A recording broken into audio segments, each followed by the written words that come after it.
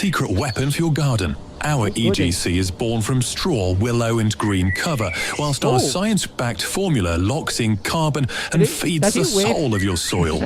Expect incredible blooms and prize-winning veg, all whilst protecting our planet's vital peatlands. Ready to outshine the neighbours? Feed your passion with a professional's choice. Visit ecogreencompost.co.uk and grow the future today. Every week without fail. Here it comes. Make up your mind. Fill up your day. Oink, oink, oink. Smart little bites that brighten your way. You're listening to Food for Thought Radio. Here at FFTradio.com. Oink. Food for Thought Radio. Here at FFTradio.com. Wake. No, order, sit and leave. This is the best political satire broadcast in the universe. Order! I say to the honourable gentleman. Give me this. You are listening to Fockham Hall with Eric von Essex.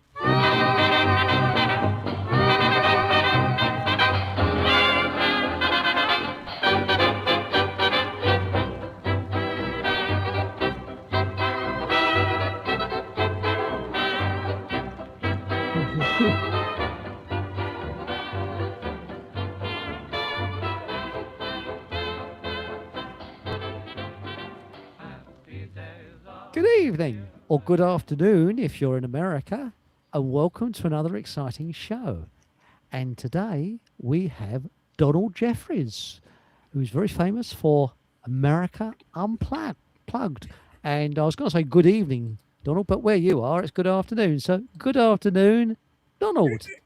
Good. Well, that's great for having me. Thank you. And we had a little time mix up there because we have this stupid daylight savings time here, which Donald Trump, by the way, one of his executive orders I thought was to end that, but we can't even get that done here.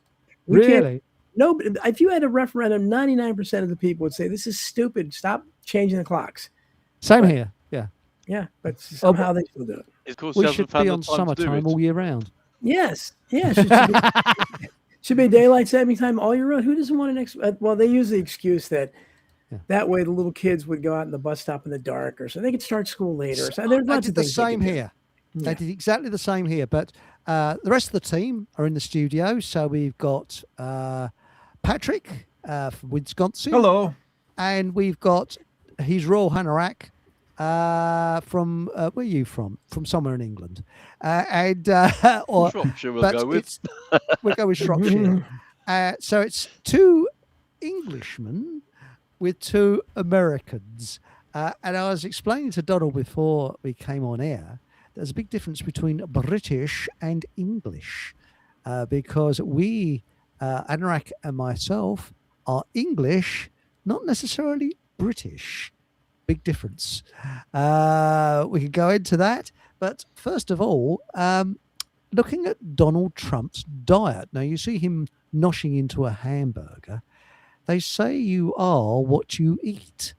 And I'm not a nutritionist, but I'm wondering whether his mind is being altered by the junk that he's actually throwing down his throat. Because our stomach is said to be our second brain.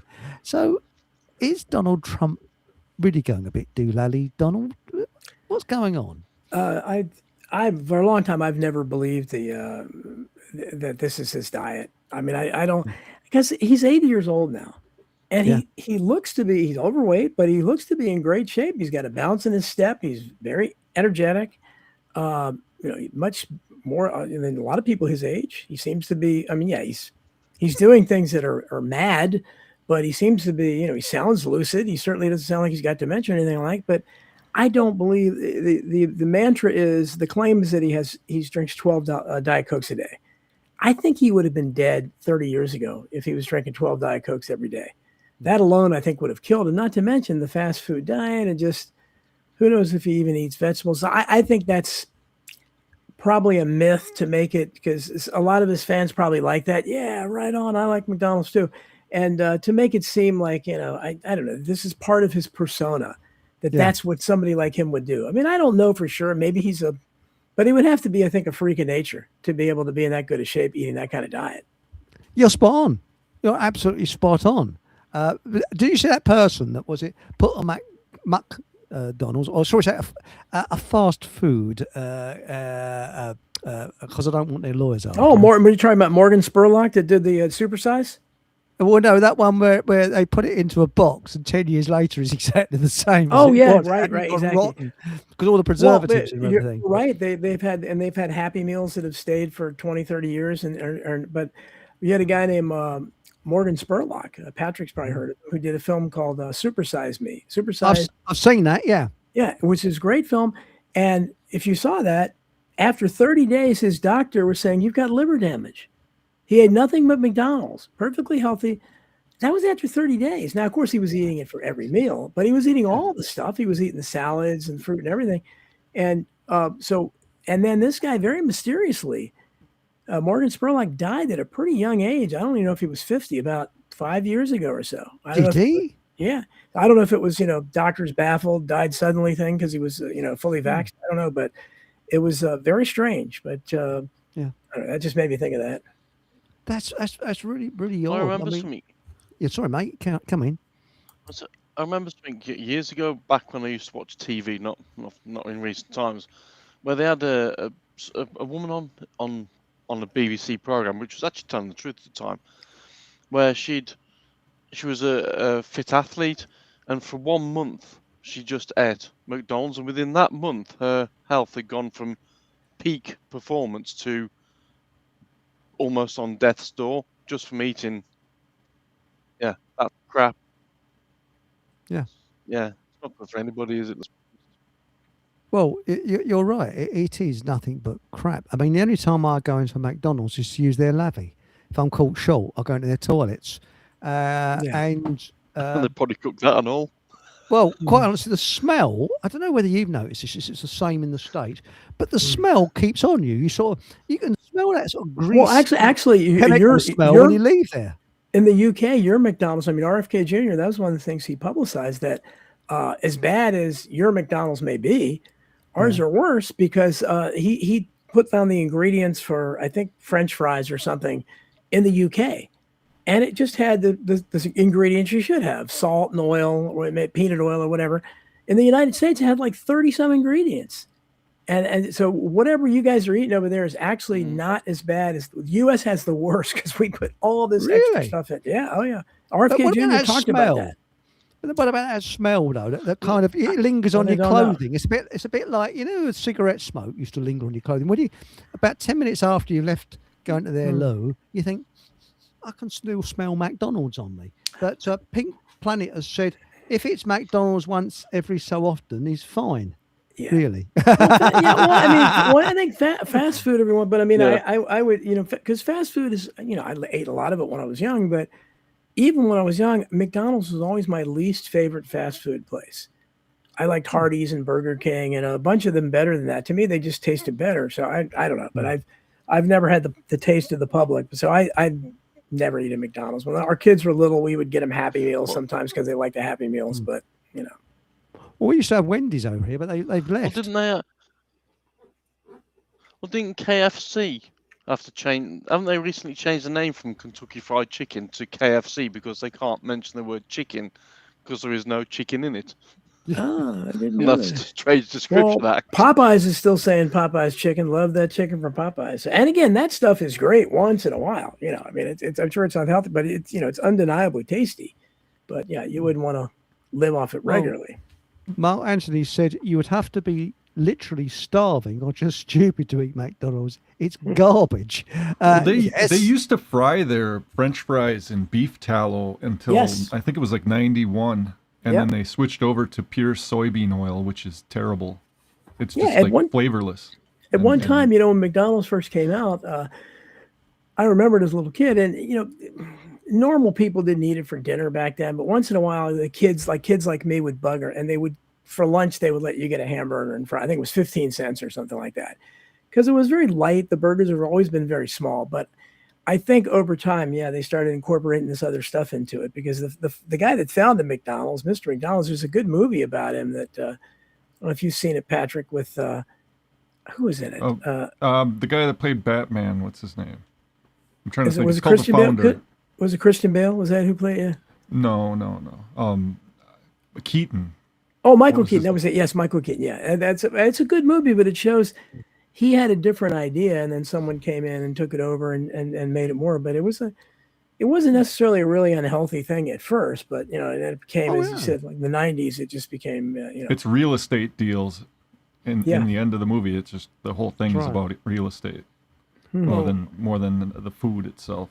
They pulled out of Russia, didn't they? Well, they got kicked out of Russia, more or less. Yeah. And the Russians have taken it over, and apparently they're doing a better job of it. They're having quality food. But now, this is an interesting one. Is it a conspiracy theory or not? And Blu-ray has said, I wouldn't touch McDonald's. They're using human flesh. What? That belief. I don't know. I want to say something about Russia. You mentioned that the word, I've been learning Russian language, and the word bistro means quick in Russian, and the French took that, and then that's where we get the word bistro from. Like you're going to a bistro, to a cafe or whatever it might be. It's just that's the original fast food, is the bistro model of restaurant. Privia. Sorry. Privyet. Oh, got it. Privyet. Privyet. Was that? I think that's hello, isn't it? Hello. Yeah. And Pink Planet talks about Coca-Cola, and it's the same thing. When Coke was original, I mean, it was never healthy, but they actually had real cocaine in it a long, long time before we were born. But when it started, again, when I was a kid, they used cane sugar. And then they switched to all these things. They switched to high fructose corn syrup, which Bobby Kennedy, I don't think, is talked about, let alone eliminated. And that just made it all the more. That was a talking point for a while, wasn't it, Donald? Well, we're going to switch Donald Trump was saying this, that we're going to switch everything over to cane sugar and no more of this corn syrup stuff. And then what happened to that? Nothing. Patrick, I've been trying to figure out what RFK Jr. has been able to accomplish. I don't know. Because he said so many great things. He's vestigial. He's just there because of his name. Yeah, I think that's all it is. I mean, there were so many things. I think he eliminated one of the red dyes, maybe, but he tried. He did try to get to, because you have vaccines for children. The mandatory vaccines were up to like 80 some vaccines for. I mean, this is ridiculous, including the HIV thing that really completely unnecessary. And he got those down to 12, which I think was a tremendous accomplishment, the greatest accomplishment of the Trump administration. It's like there've been very few, but. Yeah. But then a federal judge overturned it. Oh, so, really? So we can't even get that. So, but beyond that, I don't know what he's been able to accomplish. You're right. Trump seemed to be on board with RFK Jr. And then what has happened? Trump signed a new thing about glyphosate and all these horrible things. You can tell RFK Jr. doesn't agree with it, but I guess he needs the money. I don't know. But Would that mean that judge that's overruled, does that mean that for every child that gets killed from vaccines now, that judge is responsible? Because I suppose technically it's murder, but it might be slow murder, but it's still murder. We have something in our country, and again, I'm the only one. I'm the first guy since Thomas Jefferson with my limited platform to talk about it. Judicial review. That's all part of judicial review. It just completely smashed the balance of powers. We're supposed to have three branches equal up. At the beginning of the Republic, John Marshall usurped it in Marbury versus Madison in the early 1800s. And nobody's talked about it since, other than Jefferson. Jefferson kept saying, this is not what we intended. And you see it all the time. So if the founders, whatever this is, a democracy or a constitutional republic, whatever it isn't either one, but it wasn't set up to be where one judge could overthrow the will of the people. We've had public referendums that passed 80, 90%, and some federal judge, nope, unconstitutional. That's where we are now. We had a woman convicted. I don't know if you saw that story about the blonde-haired woman in a park. Yeah, Hendricks, Shiloh Hendricks. Shiloh Hendricks. They called the Somali. Where half of Minnesota is from now. Somalian immigrant, the N-word, after he stole something from her purse. And there was another Somalian filming it, so it looked staged, to capture it. And he dared her to say it again, and she did. So, they could all be actors for all I know. But at any rate, she went to court. Now, what she was charged with, I don't know. I mean, that's the kind of stuff that happens in the UK now, where they can disorderly conduct. Yeah. So she was, of course, convicted, and it's caused a bit of a stir up here. But this, that's again, there was a judge in that case. If you look at the backgrounds of these judges, they're activists, they're horrific people. They don't belong anywhere near power because they have your fate in their hands. If you walk into one, I don't know, in England, I think, don't you guys still have a panel of judges, or you just have one? No, we have one. Just one. Okay, well, so they really should have a panel of judges so you can have some kind of a chance. But I agree with you. You're right. It's interesting you mentioned that. I was just reading about that in Thomas Jefferson's notes from Virginia. He writes about judicial review and the magistrate, how you have a judge, but then you have a group of a jury that oversees what the judge does and can overturn what he does based on. But if you attempt to do that, that's jury nullification, and the only people that get away with it once in a while in cases that are, racially inflammatory, you could get black jurors talking about it, but they don't even understand what jury nullification is, but they talk about doing basically that. But that's just out of, their own racial, solidarity. Well, in this country, you can actually get arrested for praying. I'm serious. Yeah, it's silently praying. Silently praying opposite an abortion clinic. So if you go to an abortion clinic in London and stand opposite, you can get arrested for silently praying. So if that's not a thought crime, I don't think George Orwell's book 1984 goes that far. I mean, it's just bonkers. Well, you can also get arrested in this country now for feeding pigeons, which is pretty sad as well. Who doesn't like you feeding pigeons into the dock? Well, what about that bloke that they'll have to get the pigeon in as a witness? What about that bloke who jokingly asked a policeman, or copper as we call him, who was a mounted one on a horse, if his horse was gay, and he got arrested for it? Wow. And that's coming here. I try to tell people we see examples of it there in Australia, especially where these people are, because I know they're there. They've been coming to people's houses and asking about, what did you post on social media? But they've done it a few times in America now. They're starting to do it here, and they can do whatever they want because we have you guys. I don't think are quite as submissive to it as we are. There seems to be more. Haven't there been like protests in the street recently? Some pretty big protests against immigration. In the UK, there's more political prisoners than almost anywhere else. I think in Europe, I'm not sure. Even we've got more political prisoners than so-called dictatorships now. People were arrested under thought crimes because what Keir Starmer did when he first got into power, he emptied out prisoners of loonies and rapists and the dregs of society. He booted them out, did exactly what Stalin did, and then started arresting people for thought crimes. And this is why we've got to be so careful what we say over here. It's probably one of the strictest countries in, I wouldn't say the world, I don't know, but in Europe. At least, for thought crimes. You've got to be so careful. But censorship always shoots itself in the foot because the truth always comes through. So if you're trying to censor something, people become intrigued and they think, wonder what they're trying to censor. Well, and I think in the age, as long as they give us these forums, as long as we have the internet, and they would love to get rid of it, but there's just too many people that get their, that can find these things out on the internet. So you have X, whatever else X is. X gives people the ability to question stuff like that woman that, got charged with the crime for calling the little boy a bad word. Before you couldn't do that because people didn't know about it. And if they did, they couldn't vent about it to each other. It's still not resulting in anything beyond that, but it's at least it's something. And it's harder for them to hide what they're doing. And maybe they don't care. We know certainly they don't care about their Zionism. Ben Shapiro the other day called Tucker Carlson. He basically called him a goy online. He just said, "Oh, that's goy slop" or something. I said, yeah. I said, "Do you understand what they're doing? They're actually calling you goys now." So, are you going to wake up to it?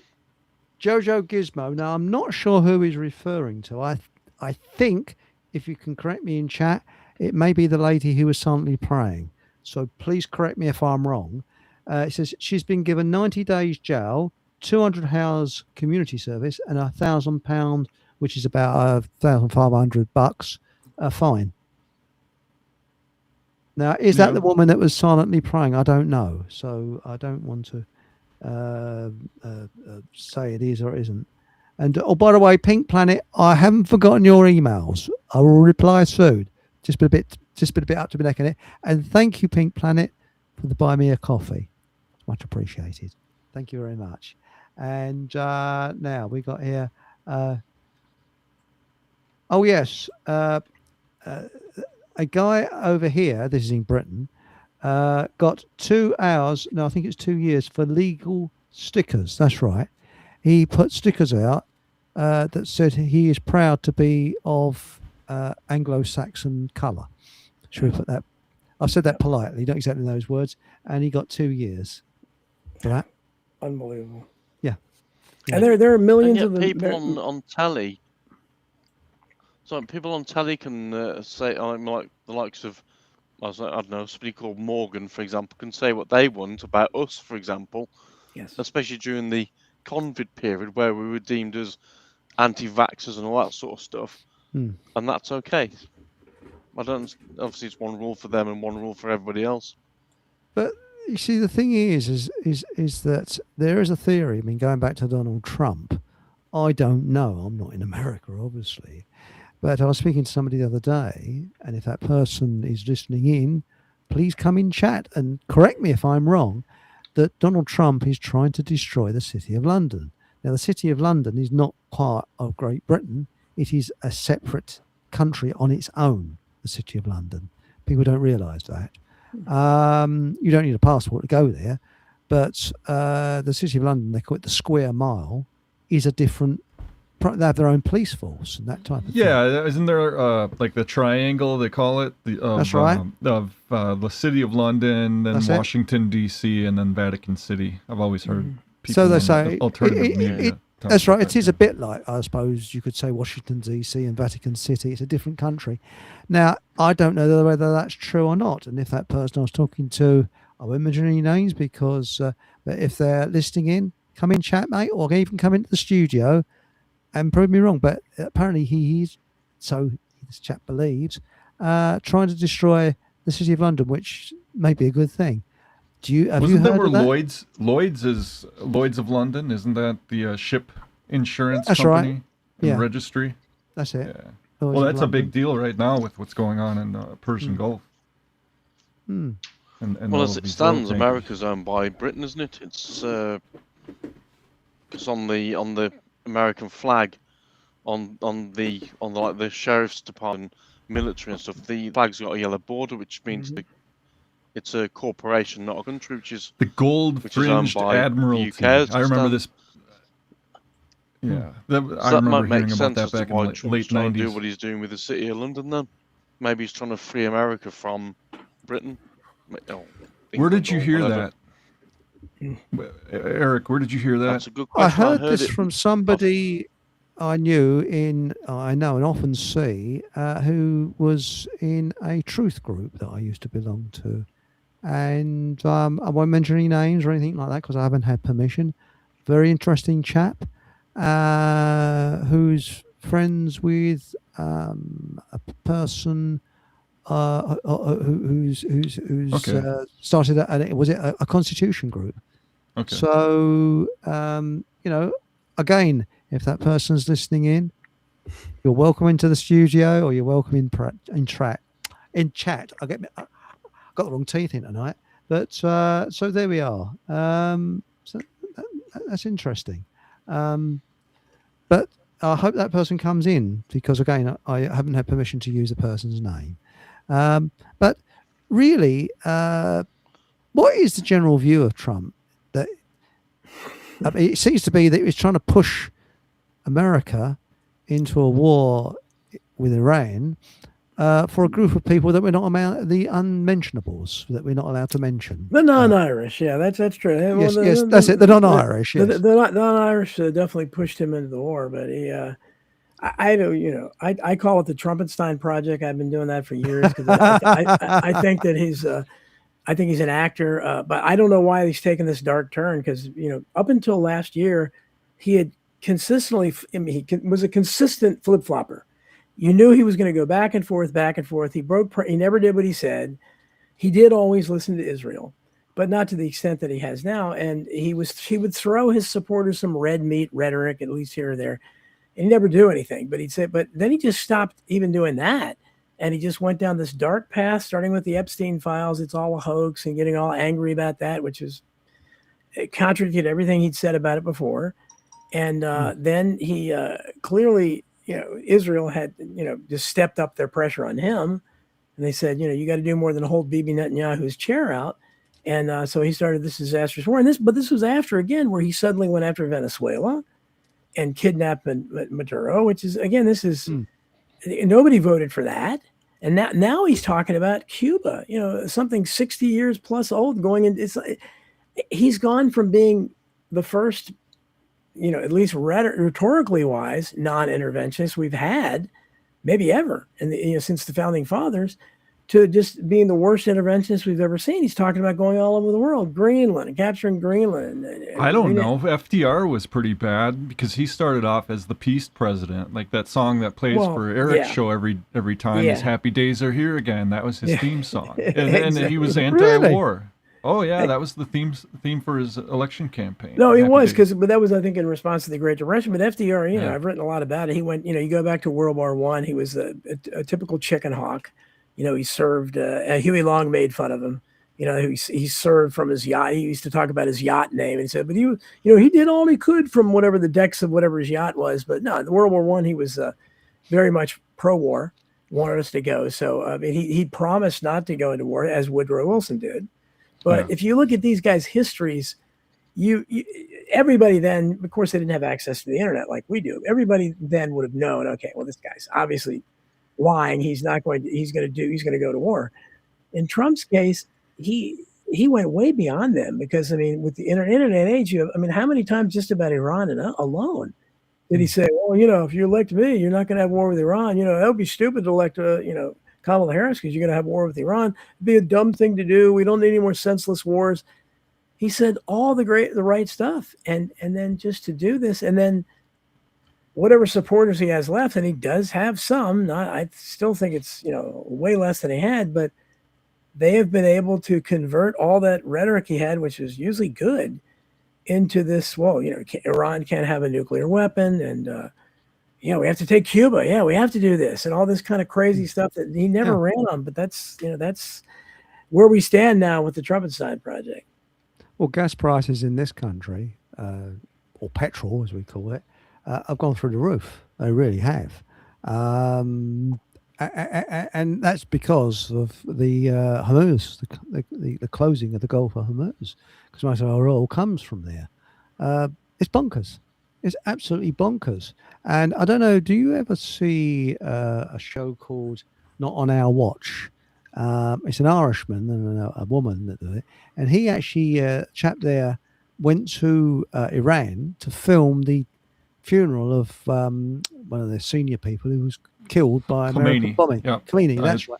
And he said there was no mainstream reporters there. He was the only one. One of very few. Tens of millions of people. Yeah. Tens of millions of people. Yeah. You see them walking down this main sort of causeway, and what amazed me, he said, the night before, he was at this, I don't know what you would call it. I don't know if you saw it, Patrick. Yeah, you did. Where he said, you can just go to a store and just pick up food. They're not selling it. People prepared food for other people. And where in the West we'd say, we can capitalize on this and make money. They're not. So people are walking around. It doesn't matter whether you're poor or rich. You just pick up the food and eat it. What you want. That's incredible, isn't it? It's something unheard of in the West here, isn't it? And something we've lost. So that's in America we've legalized shoplifting, and I think most of California. I don't know. Yeah. I mean, which is, but again, I still think it's. I don't know if it counts for white people. I don't know. I'm not sure. I'm not sure if they can legally shop. I'm guessing maybe they can't. I don't know. Do you know anything more about that than I do, Patrick? No. Yeah, I have no idea. I mean, as far as the shoplifting stuff in this country goes, I've heard about it out in California and San Francisco and that kind of thing, but I don't think up to it exists $1,000. like where I'm at. Yeah, that's kind of an outlier type thing, but I don't think it's in the mainstream. But if I'm in California, as a white guy, whatever, why would anybody pay for anything morally you could say morally, well, but I mean most of these are horrible big companies. They're not going to cry if they lose profits. Yeah. Now we welcome David in the studio, who's kindly come in. David, can you hear us? I can't actually see you there. We're just at the maximum amount of people we can have in. And I hear a bit of feedback too. Yeah. So your are you there, monitors are mate? a bit loud. Yeah, right. Quick test. So, audio only? I mean, can you hear me audio? Yes, I can hear you audio. Yeah. All right. So, all right. Yeah, we don't need a camera. I'm not that vain. But anyway, I would like to, if you don't mind, Chris, I'd like to say that Certainly. I heard Donald's 2 dual programs on Tyler Robinson, right? And I thought they were fantastic. And I don't know where you've met the 2 people. Let me go to my So yeah. Anyway, Steve Cameron, and a very nice guy with a great name. Yep. And let me get this bit right. For a lawyer, a really expressive name called the Entheogenic Esquire, which is a fantastic name. And so those 2 programs were amazing. You had some great guests, and I think I Protest from many years ago when I first listened has now done great things. So I mean, would you like to comment on the whole Tyler Robinson thing? Then I've got one more question, then I'll bugger off. Well, thank you so much for the kind words. I appreciate it. And I'm glad you're listening from over here. Yeah, they were great, and they brought a lot of new people. The one I had last week, Allie Top Files, who I had on another show too. She's got an incredible fan base, so she literally brings hundreds of new people to the chat room. Hopefully some of them will stay. Donald, she found the car. She traced from the car how she found this on where she found the car registration plate that they took Kirk's body away, and her and her listeners. And she admits she hasn't got she didn't have a huge following. They traced. It'd be interesting if you went into that. They traced from the registration plate what happened to that car that should have been an FBI item of criminal evidence. It shows what would happen if we had a free press. As we had actually investigative reporters, imagine what they could do with their resources. And I think there's a lot of parallels between the Tyler Robinson case and in the Kirk assassination, or what we saw in the JFK assassination. Obviously, my wheelhouse issue, because even back then you had no investigative journalists, especially for that case.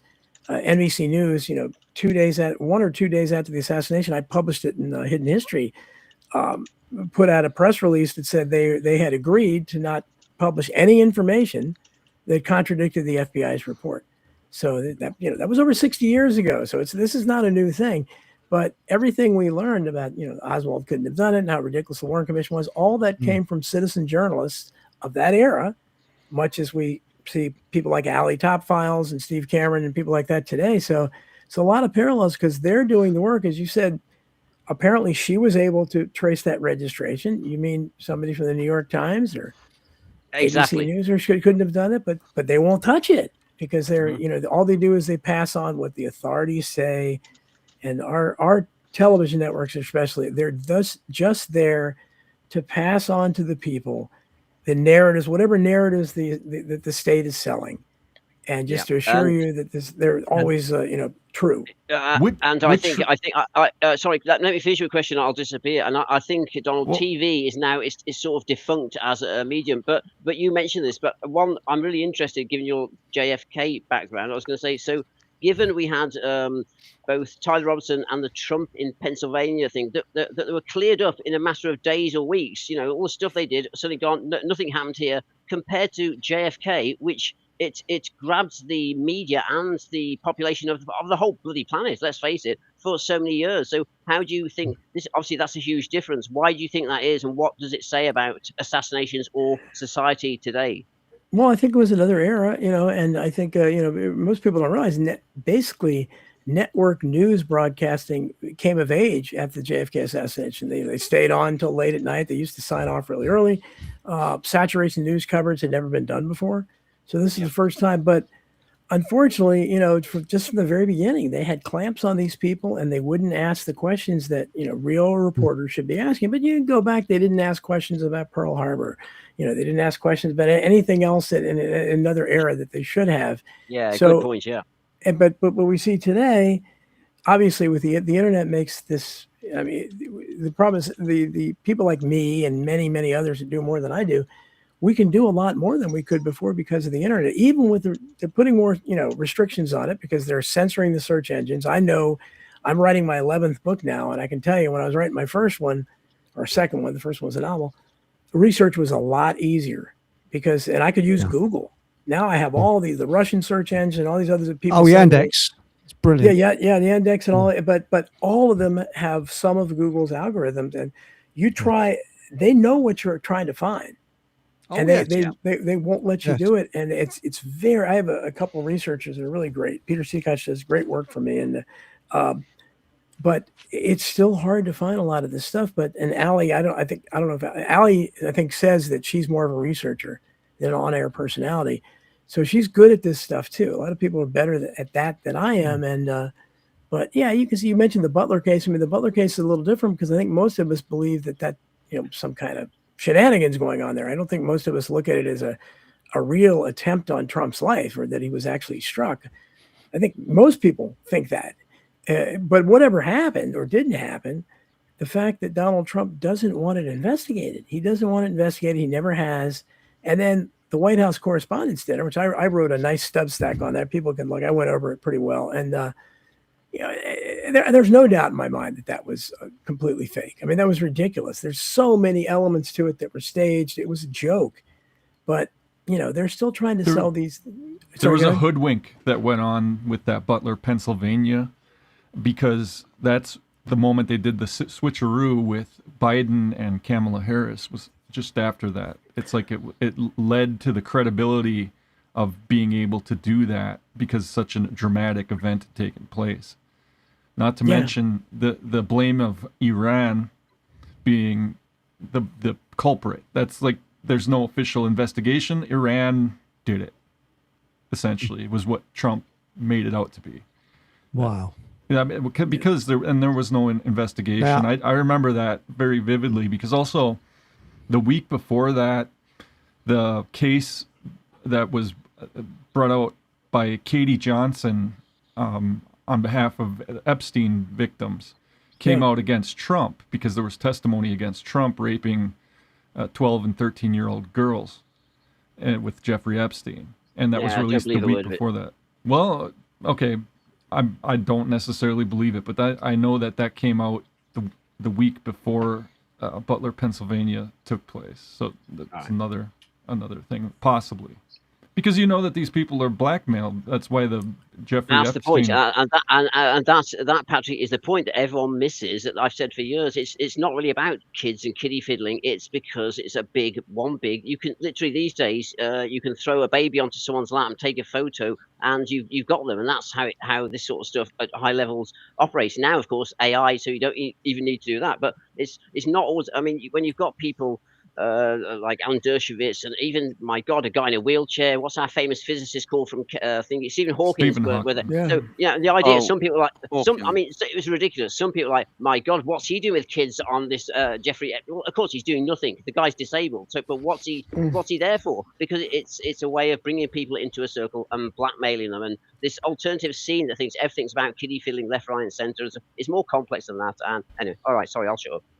No, it's okay. Please carry on. Eric's welcome back. I have a question, though, I wanted to ask about this Tyler Robinson thing. What registration or license plate thing are you talking about? You mentioned it was on the car. It was on the car. Which car?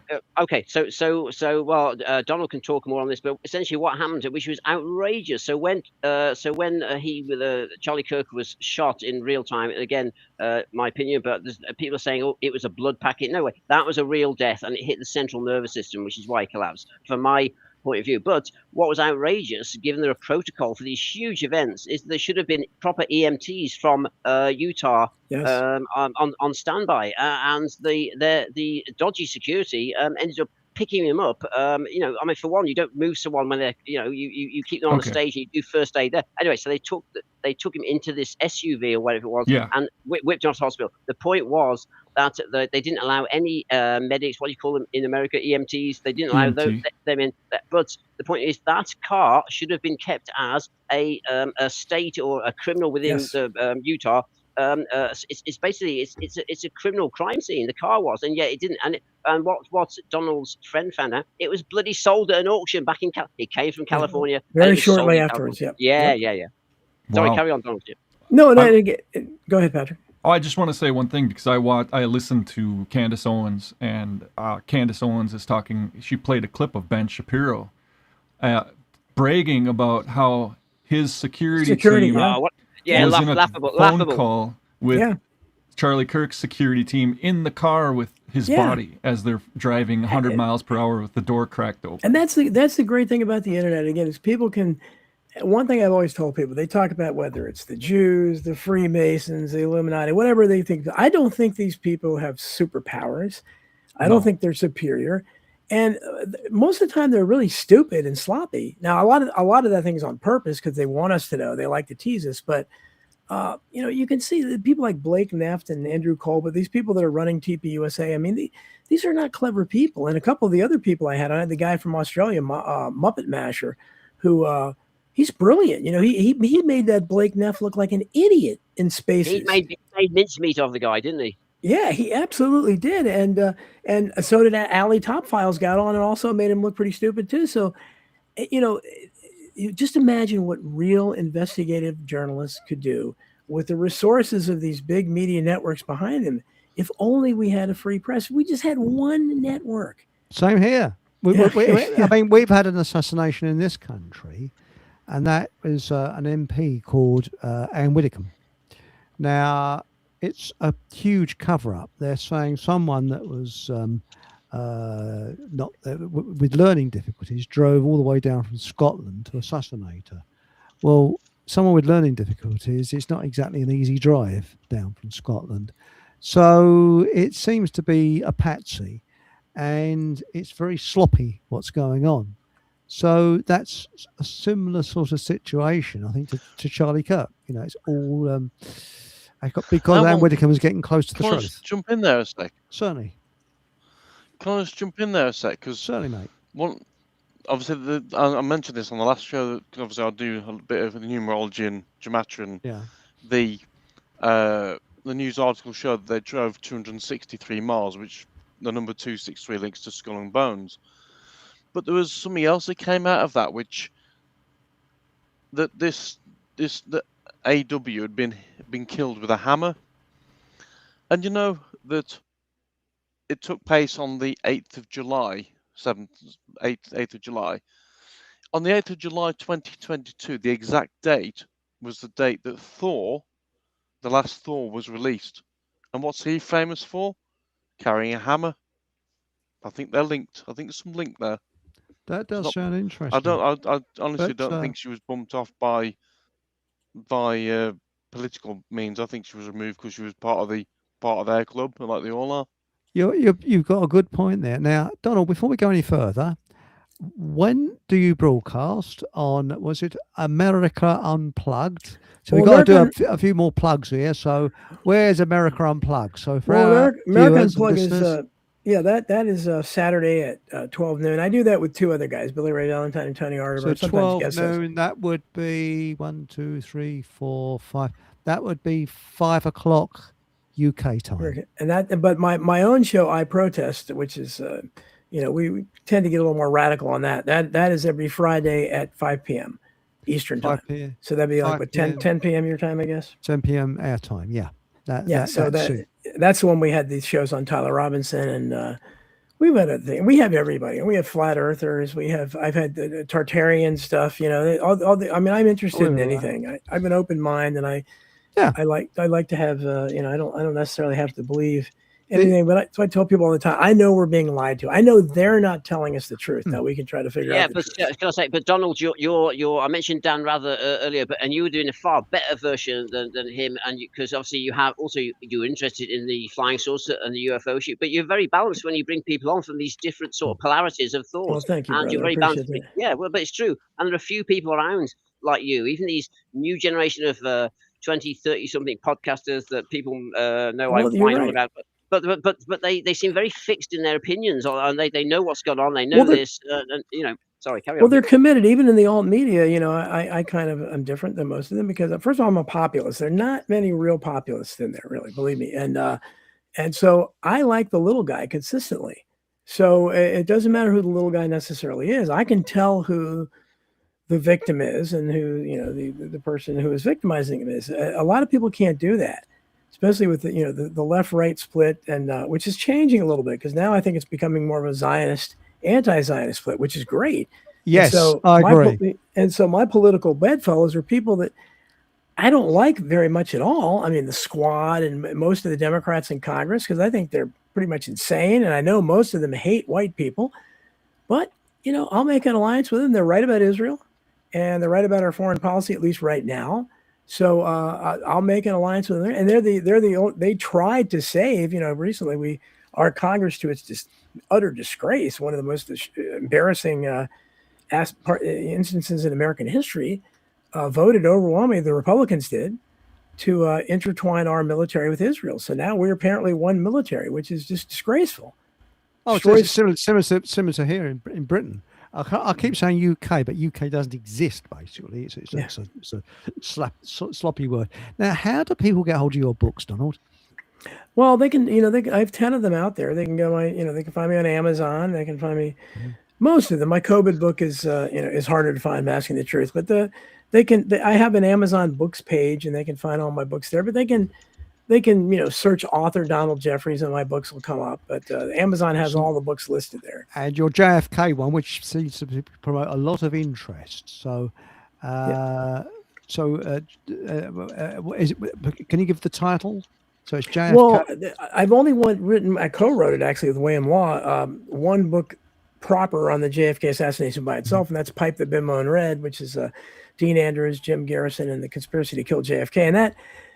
But really, I think you get more detail on what I think about the JFK assassination in general in my books, American Hidden History, and my most recent book, American Memory Hole, because I have a lot of new stuff there. I talked to some people that nobody had talked to before, and people can get more of a general view. I've also gone over my personal history. I was a teenager in the mid 1970s, and I got my feet wet in all this by volunteering for Mark Lane's Citizens Committee of Inquiry. He was the most famous critic of the Warren Report, wrote Rush to Judgment, testified for the Warren Commission. And that was, kind of opened my eyes and started to make me what I am today. I became a civil libertarian because of him, because he was a civil libertarian. He was a Jew, but, was willing to, represent so-called Nazis, and I thought that was beautiful. I said, that's what I want. I want to be a civil libertarian. I want to defend the rights of people who disagree with me. Nobody feels so true. With me. Too true. I mean, I've got this sort of thing with the show. I mean, people are frightened of being wrong, but I've been wrong loads of times. In fact, I'm pretty good at being wrong. But this is how we get wisdom, by being wrong. I mean, I think differently to the way I used to think when I was younger because I had different information when I was younger. And as we progress through our life, we get more and more information, which gives us wisdom. But what I was going to say is that Jojo Gizmo has come out with a cracker here of a gag. And Stephen Hawkins, he said, was obviously a filthy pervert as he was always looking for black holes and big bangs. I think that's a classic, that one is. But I've said, Chris, there's quite a few followed on from that one. Is there really? Because hey, Dean Andrews, was he the one that John Candy played in JFK? Yes. Yeah, and I found that report. He was in the. Jane Andrews he's still alive. He's been sick lately, but I take him out to lunch. Usually try to do it every month. But he was my brother's best friend. How they met, it's still a mystery to me. Some things are coincidences, but when he told me about this guy, and I said, what? Because I knew who he was. Most people don't know who he is. And so he was glad to meet me too, because I knew more about his father almost than he did. So we've become friends ever since then. He's and so that book doesn't sell much, Pipe Them, but in fact I give what little royalties we get, William and I to Dean, because he's on assisted living and he isn't doing well, and it's not enough to fart. Believe me, it's pocket change. Well, that's excellent. I believe you're on Jeff Rents as well, aren't you? Every Monday, Jeff Rents at 9 p.m. Eastern, and Rents is that's Eastern time, so that would be that's a little later in England, because at 9 p.m. probably be like Mondays. 2 Monday. Yeah, so that'd be probably 2 a.m. I guess your time, but he also it gets rerun several times, and my own I Protest shows get Rents broadcast them on his I don't know what the schedule is. People tell me they hear it, but he reruns them I think 4 times.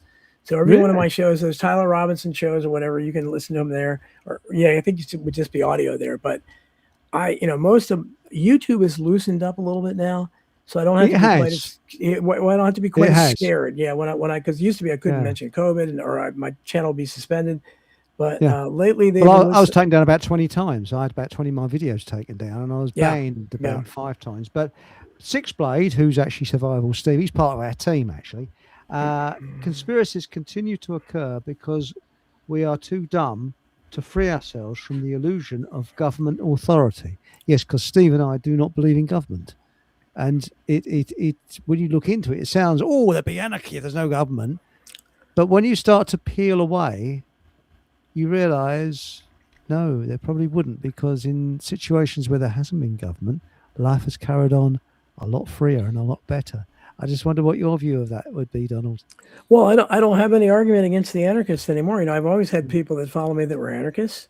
And, I used to think, well, we have to have some kind of order, right? And, but then, as I've gone along here, I'm like, if you have order, you have to have authority. And the authority has to be respected and recognized as honest. So, what authority do we have certainly in the United States now? I don't know of any authority at any level, local and up, that can be respected.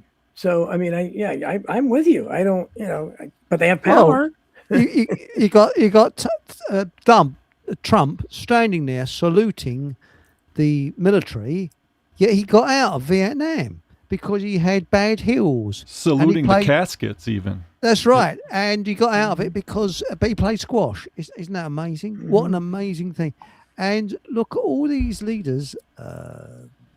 You've got, what's his name? I can't even remember his name. Slick Willie. He got out of Vietnam as well. He was a similar age. Sure. And they're all, shall we say, managed to slide out. Even George Bush Jr. Sure. Yeah, he was in the National Guard, which didn't go well. I think the one unit went to Vietnam, but they generally didn't go to Vietnam, and it's overlooked that they tried to get when Wilson was in power. And where was it? Johnson, wasn't it? Tried to get Wilson to get Britain involved in Vietnam. Oh, is that right? But Britain was, shall we say, we were actually involved in Vietnam because, shall we say, inverted commas, we had advisors there. Wasn't the biggest thing in the British media at the time the Moors murders?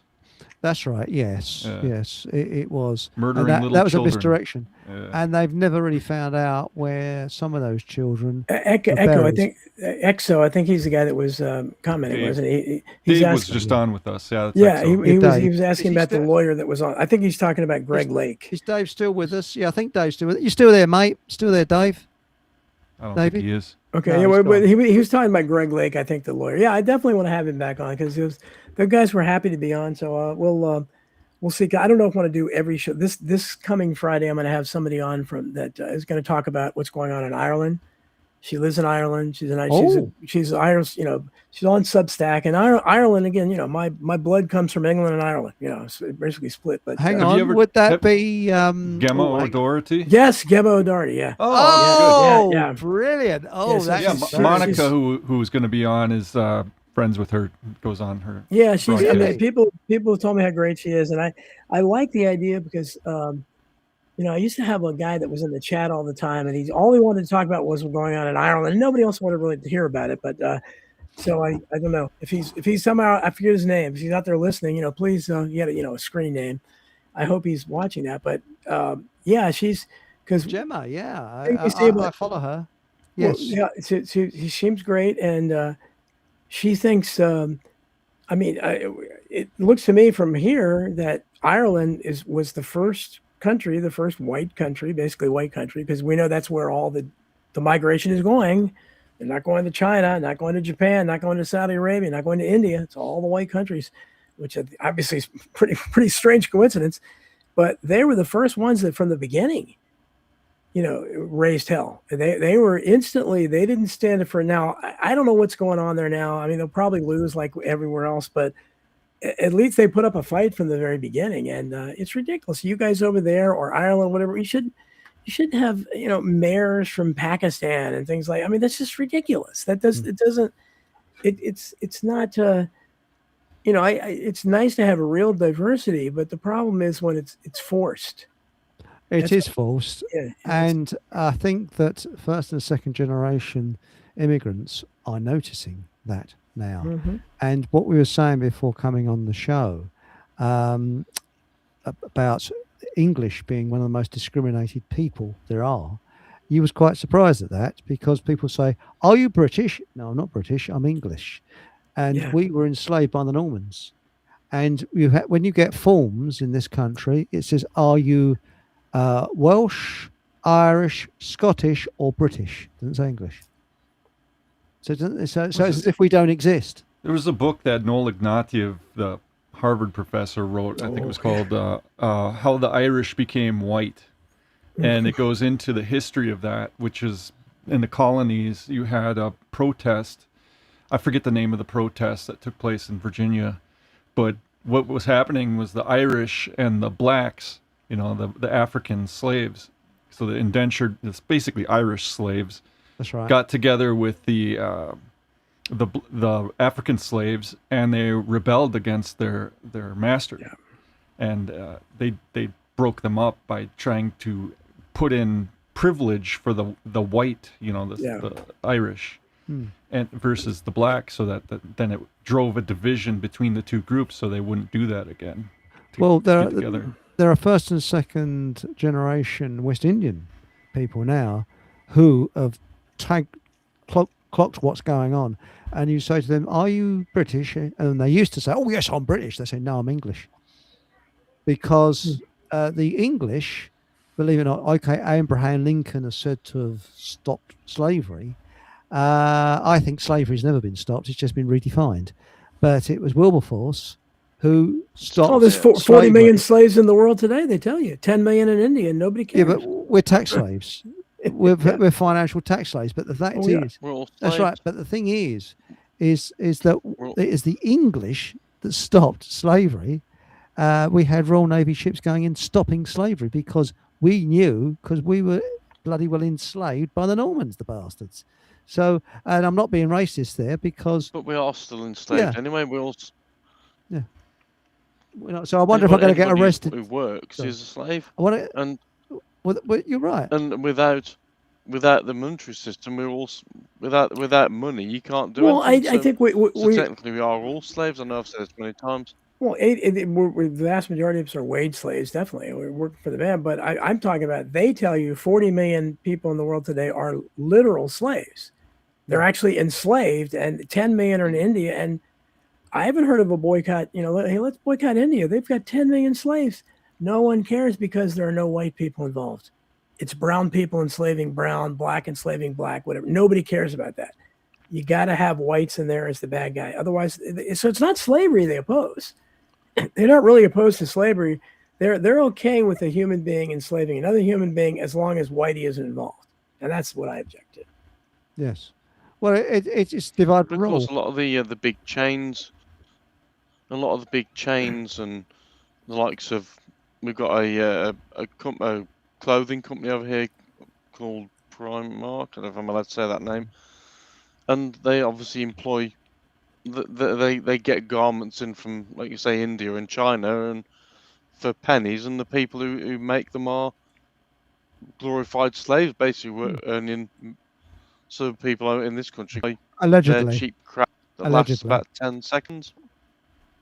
Allegedly. Yeah, it's kind of like in Tanzania and Kenya and these areas, they get what's called matumba, these big ships from New Jersey with rags, the used clothing from America. They bring them in on big barges and ships, and they sell them to the Africans. And the African market for their handmade original uniforms and costumes and clothing, then that whole industry dies off because they can't compete with the cheap clothing that comes in. And that's really, the cloth is the basis for any of these economies. And England had that for a long time with the cotton trade and the wool trade and these sorts of things. That's what ran the British economy during the Industrial Revolution with the looms and all that. So it's Really? it all feeds back to each other. But you're right, as far as like slavery is concerned, it's not that's the cheap labor and our labor, and then usury, you add that into it. Yep. Oh, yes. State-sponsored usury, which is capitalism. And my ancestor says the Barbary slavers as well. There was whole English villages and Irish villages that were just completely kidnapped and brought to the Middle East to be sold as slaves. And that went on for hundreds of years. And you have trafficking and everything. People, human beings do such awful things. But this is why the idea that but again, in America, because we're so dumbed down and we're so stupid, the average American, they think slavery, they think of nothing but Uncle Tom's Cabin, and they think of the Civil War. That's all they think about. They think of blacks in this country and blacks in this country. Almost all of them believe that. They think they're special and they were enslaved. No one else ever has been. No, and so it's because everybody's against us. So it's a mess because people don't understand. That's why I keep trying to publicize the 40 million slaves in the world today. And every black person I encounter online, I try to say that. So you must really be upset about the 40 million slaves. And of course, they never have an answer because they don't care. But it's selective. It's selective information. Yeah. And those people have been denied information. It's like the Barbary slaves, as Mike Mantis just said. The Barbary slaves went on for hundreds of years. And thousands upon thousands of Europeans just disappeared. They went to villages by the sea and they were just completely empty. Yeah. That went on. It's a horrendous slave trade that they had going on. Yeah, and I like what Pink Planet says. My brother's neighbour, when he was in England, was a gypsy. By the way, a slang term for a gypsy in this country is a pikey. Okay. He got Hatfield Council to add a box saying English pikey, laugh out loud, and Hatfield Council did. Well, I went into the library many years ago to, I won't go into the main details, but to go use their computer, you see, because I wanted to go to a shop and I ordered something from a shop and I forgot, I didn't have the details with me. I forgot my phone. So I couldn't actually work. I had to give this shop a special number so I can get the goods. So I went to the library and a woman said, I said, yeah, I was my library card. And she said, sorry, that's out of date by quite a long time. She said, you got to rejoin. So they had this form they had to fill up. And it says, are you, was it this sexual, that sexual, bisexual, gay, transsexual, all this like the other. So I ticked all the boxes, and one of the boxes I put down only on Wednesdays. I just put funny things.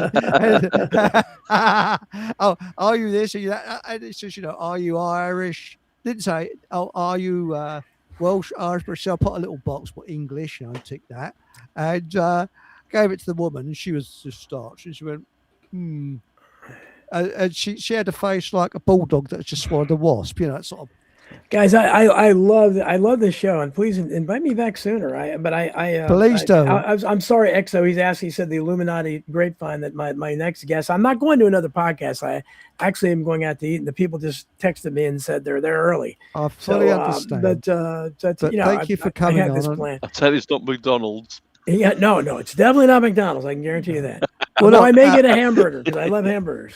I tell you what I'll do. I'll shove the guest list through, and we'll rearrange another date sometime. And I'll get the bloody time right next time. So you're in Virginia. Anytime. I love your chat. You have a great audience here, and I certainly love Patrick. So I love talking Likewise, with him. So. you know, we got well, and we don't say the year, but both Donald and I were born the same year, so there we are, exactly the same age. Right. So we got the same memories.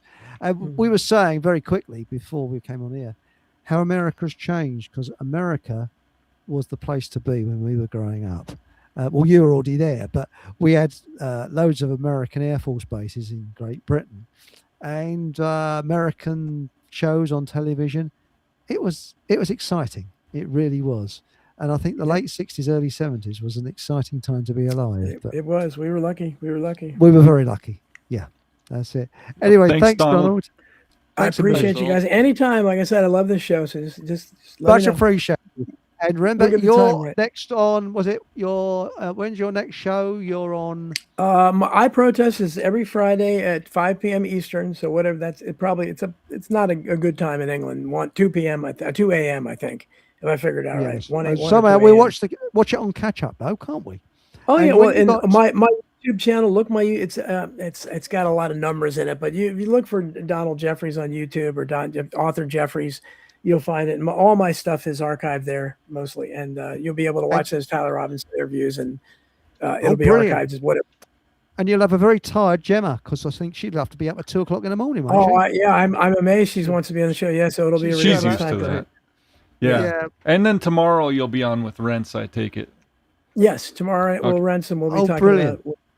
Well, so I'll be talking about the non-Irish. It always seems to come around to that with Rents. So. Really, the non-Irish or the unmentionables? The unmentionables. Yes. Okay. Well, it's great talking with you guys. Great talking to you. Have a great meal, mate, and we'll speak soon. Thank you. And, please come on again. Okay. See you, Donald. Bye. That's great. Take care. Right. So, David, there's now Restream only allows 6 people in the chat at a time. So we were up to a maximum of 6. We're now down to 5. So there's room for 1 more. So there we go. But anyway, I think you're still in there, David. I think there we are. There we go. Right. That's it. Now, so we're now, that's strange, it's still showing 5. But that's it. So, David, if you want to come back, you're more than welcome, or anybody else for that matter, because we've now got 2 lines open. I like that one about Pink Plate. I like that one about Brother's Neighbour. English Pike. Yeah, I like that one. That's a classic. Now, Six Blades says, the current human condition is covert slavery. Steve, if you're free, you're welcome on, mate. So if you want to come on, there's a space for you. There always is a space. So there we go. Now we've got here Speak Planet. He says, in South Africa, I'm doing this with a South African accent, which is a bit flat. People have a car sticker saying, have saved the rhino. And one car sticker said, never mind the rhino, what about the whiteo? The wino? Whiteo. Oh, whiteo. Yeah. Eric, I have... now, the thing is that this thing, black and white, that's all stirred up deliberately. That really is stirred up. It's divide and rule. Because... it's psychological warfare to keep 2 subjugated groups from talking to each other. That's right. Because then you can rule over them, and one hand doesn't know what the other hand's doing. Supposing we are not allowed to say anything about people from, I don't know, Ireland. All right? We mustn't say anything nasty about Irish people. So if I got Gemma on here, we'd have to be very careful what we say, not to insult Gemma.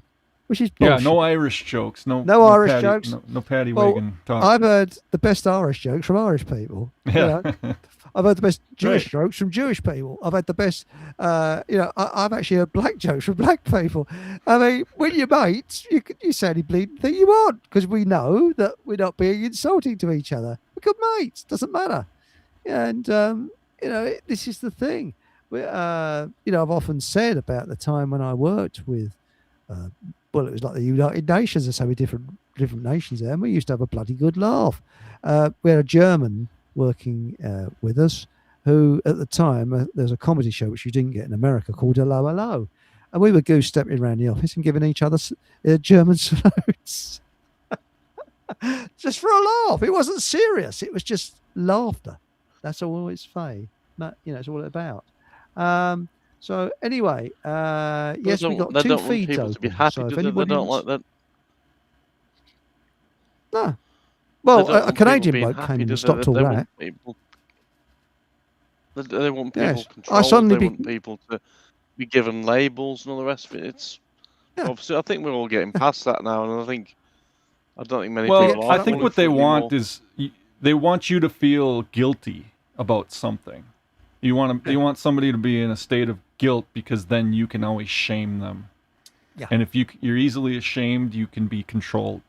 But it makes someone sound different, like I said about Irish or I don't know, New Jersey. Let's say we must not discriminate against anybody from New Jersey. All right. So if someone's from, and we have a guest on this show, and you say, "Where are you from?" He says, "Oh, I'm from New Jersey." No, that's a Midlands accent, but I don't know what a New Jersey accent sounds like. But and we say between ourselves, "Oh, we better be careful not to upset him." They kind of sound like an Italian mafioso, the gangster movie type like Robert De Niro or Al Pacino type. Yeah, that's how I imagine. Yeah. And think about it from another point of view. If we went down that path, Chris, you may ask me what am I wearing, and I might turn around and say to you, "Well, I've just bought a New Jersey." Is that being done as offensive? Oh, blimey! Get that Thought Police round now. You mentioned Thought Jersey, and I'm still. I know I mentioned before we came on air about we got the fuck 'em all. Yeah.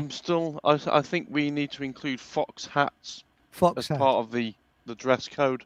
Yes. Fox hats, yeah. Yes. And you said, and then when we're talking, we can say like, "Well, we're going to Cornwall." You can try and say, "Well, wear the fox hat."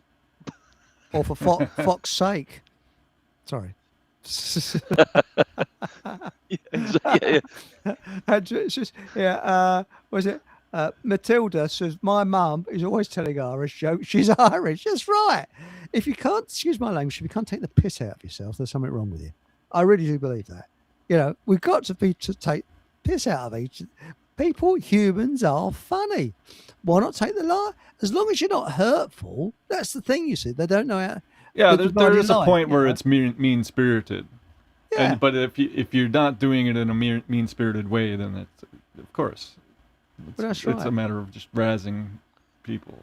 But dipping our toe into at the end of the day, it comes with the tone of voice, doesn't it? At the end of the day, obviously, if you go up to someone and you're really mean and angry and calling them and whatever, then they're entitled to be annoyed with it. But most of the time, for the majority, if you know someone, they know you, and they understand the tone of voice that you're saying it in, and it's all done in jest.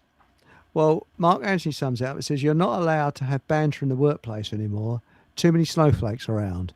And that is a similar situation, what we'll be talking about to Monica Schaefer tomorrow night. She's coming on the show, and it's going to be, I would say, quite a controversial show. So not to be missed. It might get a little bit, I might be perspiring heavily around the collar. No, Monica, it's great. Yeah. But no, seriously, it will be, what we're looking at is social engineering and how it becomes socially engineered.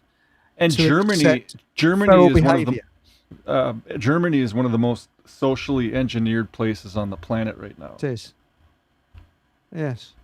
And she knows about this because of the harassment she received as a child in Canada over being German. Yeah. After the war. Well, that's it. And it never used to be. I mean, I've been over to Germany a few times with the railways and stuff, And although I don't necessarily speak the lingo, I have had good conversations or pleasant conversations with people in Germany. They've been lovely. They're lovely people. They are. It's like Most everyone folk everywhere. are. It's the government. It's the governments that cause the shit stirring, but the general public just get on, and they're nice Well, I'll give people, an and example. The that's most vaccine, places, to be honest. the vaccine mandates were worse in Germany than they were here, Yeah. or likely even in your country, just for the amount of abuse people took in their that's jobs. right. Well, we were like, but those of us that hadn't taken the jibby jabby, we were like the lepers of years ago, unclean. I wonder whether it had to ring a bell, leprosy, unclean, keep away, and that sort of thing. And I used to, for a laugh, just go to the supermarket, get on the end of a queue and start coughing. The queue was shortened. Yeah. But did you also notice, Chris, that if you walk down the street at the time without a mask on, people would sort of, it was like you were a roundabout, and they'd just sort of they'd circle around you. It was brilliant. Yeah, it was absolutely great. Well, it was like having a whirlwind around. You think that's brilliant. I started get a getting train an to ego. yourself, 8-coach taxi. Well, that's right. You get on an ego trip. I felt like I imagined I was royalty because I was walking around. People get moving out the way of me. Make way, I am royalty. Fuck 'em all. Sod off, peasants. It was great. I mean, did you find that, Patrick? As you walked away, people were getting out your way. You felt like royalty or something. I didn't like it one bit. I felt like an alien.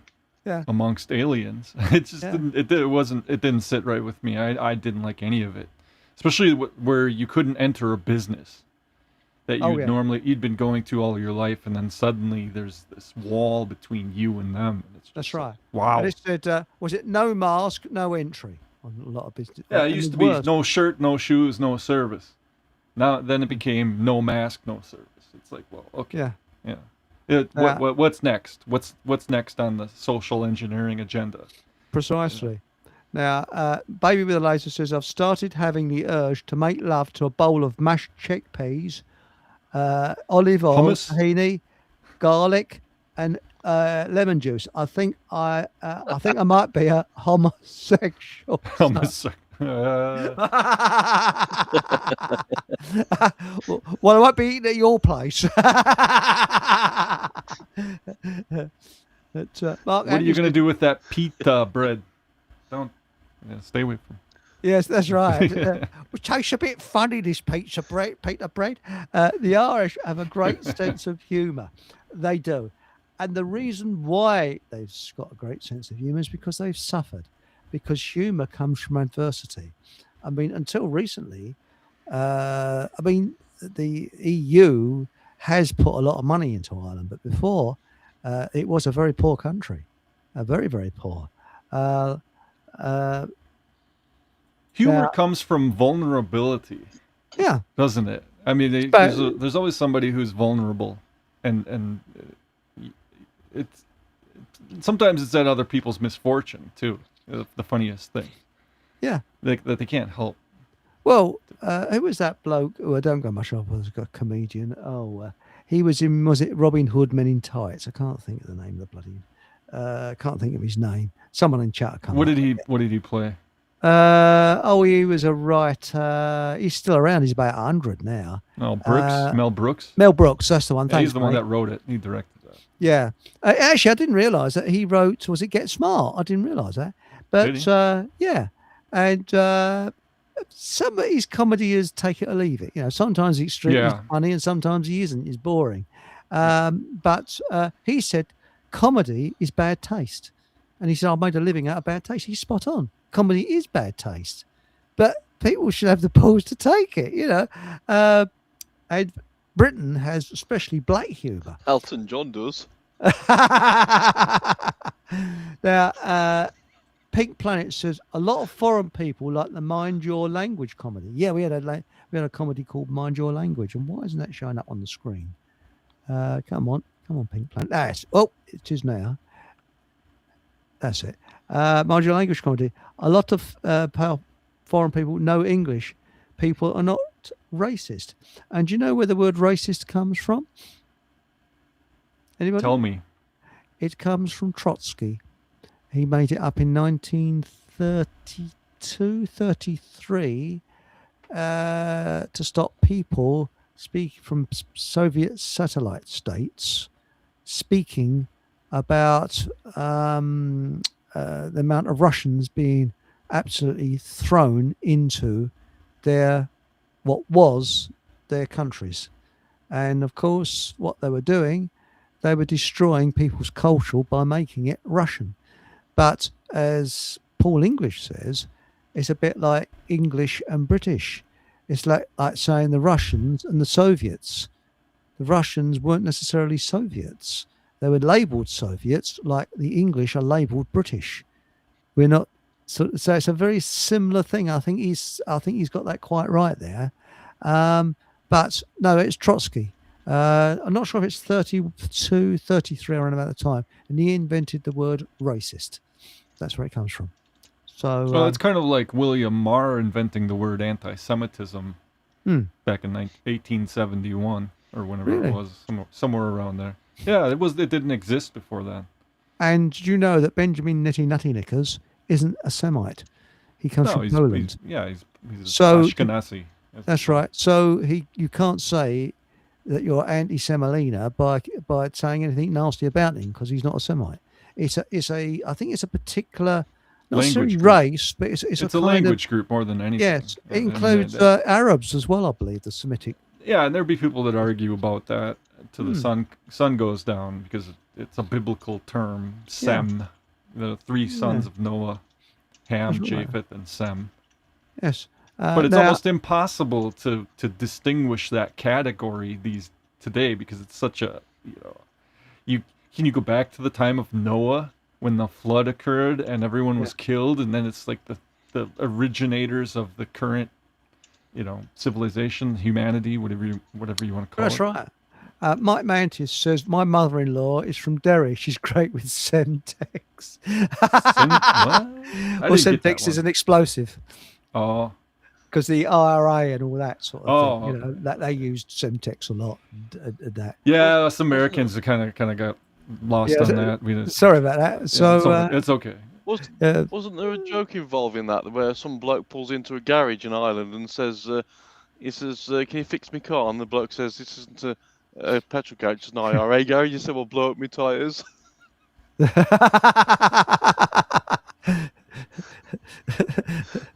Well, it's like the Irish ferry. Hang on, there's a dirty joke coming along. I'll have to clean this one up. An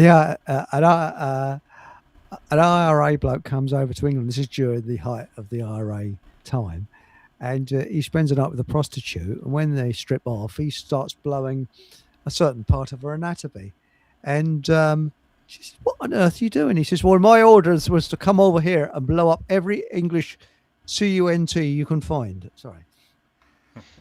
See you next Tuesday. That's terrible. That's a terrible joke, isn't it? It really is. But do you think I'm being anti-Irish there? No, anti-IRA, maybe. Anti-IRA, yes. Why do the Irish don't like the IRA? Different category. Much? Yes, that's right. Now, Matilda says, I sit on the bus and wonder who's vaccinated. That's a very interesting point. Yes, who's sitting near you? I don't even think about it anymore. It's so behind. I wanted to put that behind me as much as possible, and I don't think about that stuff anymore. And maybe that's a bad thing because then the next time something like that happens, it'll just be out of the blue, and it'll be like, "Whoa, how did this happen?" Yeah, it's happened before in history. We just forgot about it and put it out of our collective conscience because of the media. I think the thing is we can't let it go out of memory because it's it has. Did, people forget quick. Yeah, and that's that's right. It's quite sad and but then some people don't. We still get people even like Saturday, just yesterday when I was out and about, still walking around with face nappies on. And think, I saw that too. I saw that in my little town. Just completely lost. Yeah.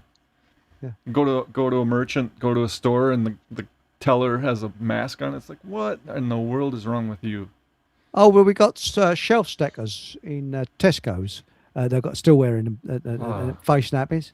There's one bloke walking around, and it's grimy. You see the grime round the side. I thought, well, he's going to go down with bacterial pneumonia pretty soon, isn't he? He's not going to live very long. I mean, he's killing himself, the silly sod. What gets me is that the amount of bus drivers I still see with face masks on, Really? and yet they're in a cab away from everybody else. You think, well, you're in the cab on your own. But what gets me, bizarre. In supermarkets, you had the cashiers handling your goods. So if there's any germs to be spread, they're spreading it all over your goods. It's just bullshit. It really is. I mean, I do not believe in germ theory. I really don't. But I mean, what about you folks? It's a great distraction from the theft going on. You talk about taxation and usury. It just completely keeps us from talking about those more important matters. That's and then right. we're constantly bickering about these little things that Well, really are stupid. If you think about it, it's like Pink wearing Planet, a mask. Well, that's right. It is stupid. And what gets me is the Japanese wear masks. They have done for years. You see them walking around, and it's not really, healthy. It's a silly. Just a silly issue. If someone's going to put on a mask, fine. I mean, it's their silliness. I mean, they look ridiculous. It's like anything. Well, it's like people walking around with. Ultimately, go ahead. But ultimately, it's a bigger thing than that, isn't it? It's to do that actually links back to slavery as well, because, and this was sort of this one something I picked up again on Saturday. A black woman walked down the train. She was going through to the loo or whatever, and she got a mask over a black mask over her face, and it looked like she'd basically been gagged to stop talking. And that's what it ultimately links to is slavery. It is the subject we've been talking about. That's what the mask leads to. That you obey your masters. Effectively, what it's saying. Yeah. It has nothing to do with spreading of germs, because germs don't spread that way. That's right. Viruses don't exist as far as I'm concerned. I agree. They don't if exist. they do, they stay. If they do exist, they stay with the host. If they leave the host, they die. So it's not in their best interest to vacate anyway. If there is such a thing. Right. If they did exist, we would all be dead. There'd be nobody left on the planet. There'd be no animals left on the planet. There'd be nothing. And all it'd be is viruses all floating around having a good time. That's all it'd be. Exactly. And to think that, I mean, they keep saying things like it can pass from birds to humans and from bats to humans. Well, you never see a chicken walking around with a box of tissues, do you, sniffling? Well, that's right. So how's it passed from one to the other? You know. Well, we have shit diets. If I get bird flu, what do I do? If I get bird flu, what do I do? Walk down the road and start shitting on someone's car? Yeah. Or jump into someone's garden and start eating the bread they've chucked out? Well, is that a symptom of it? Well, this is interesting, Patrick. In America, I don't know if it's the same where you are, but once upon a time when I was a kid, people bought a dog, usually a mongrel, and it would live for a ripe old age, then croak it, it'd die. And they used to go to butchers, and the butchers used to give sort of, they used to buy scraggy ends of meat that people didn't want, and a bone and things like that, and give it to the dog. And the dog ate raw meat. And if they had a cat, they'd go to a fishmonger and buy, and the fishmonger used to have what is called whiting fish, which was not for human consumption. Now they sell it for human consumption, and then about 20 odd years ago, or even more than that, they started selling chemical food in tins and dry food for cats and things like that. Now cats and dogs are going down with similar diseases to humans, and vets are making a fortune. Is it the same in the States? Yeah. Oh yeah. Dog food, that's a big thing. You know, I can name the biggest company is Purina that makes dry dog food. Oh, pedigree chum over here. Which the best thing to give them is table scrap. There was a dog that died not that long ago. He was like the oldest dog recorded, and it was over 30 years old. And all he was fed was table scrap, and not the store-bought dog food bags that you get in the store of the dry dog food. And it's like, well, that makes sense because he's eating healthy food typically that a human would eat. That's right. Well, like meat and that. It's what they'd eat if they were in the wild. if they were they're living wild, scavengers that's what they too. would You be know. eating. Yeah. Well, Yeah. I'm looking into. And I can't. Sorry, mate. I Carry can't on. help but think that You're gonna there's get a people at dog, work aren't you? You're who've gonna got get a cats and Chihuahua dogs. lap dog, aren't you, Eric? No. Toy terrier, a little lap dog. I hate those bloody things. Yeah, we'll be in the podcast, and you hear this. Yep. No, I'm not a bleating small dog enthusiast. They're the most aggressive little bastards ever. Yeah. Big dogs are not aggressive. I've found they'll lick you to death, but they won't attack you so much. But the little snappy bastards, I've actually had more risks of being bitten by snappy little bastards Or clawed. Yeah. Yeah, I mean, did you know that more people per Isn't year are bitten by poodles than Alsatians? Seriously. Yeah. The amount of people I that's believe bitten by I bloody hate poodles, especially the military one. The top list. I've got to say that Sorry, carry on, mate. if you did buy a dog, you'd have to name it Shark though, and then walk down the beach with Yeah, it. shark.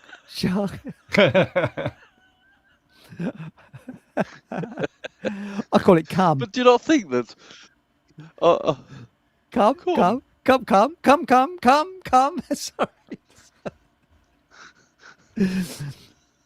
No, I love all animals. I'm joking, but at the top of the list of any dog I would not have would be a Yorkshire Terrier. I hate bloody Yorkshire Terriers. I think they're horrible little shits.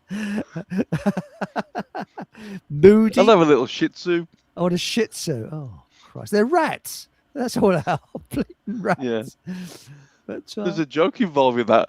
There was I went to a zoo one day and I was looking around in the cage. There was only one animal. There was a little dog in it. And I said to the zookeeper, I said, "What is this?" He said, "It's a Shih Tzu." I like that one. But I went to another one, by the way. Yeah. Just on the same subject, where the first one I went in, first cage, it got a cob in it, and the next one had got a baguette in it. And I asked the bloke, I said, "What is it?" He said, "It's bred in captivity." Oh, bloody no. But Pink Planet said regarding the lockdowns and that, I found it funny, especially when people had masks on and only one in car, and whereas people took masks off to eat. Also, when people said stay safe. Yes, that's right. And I remember in the supermarket, people were sort of scrambling around the money off items, and this woman shouted, remember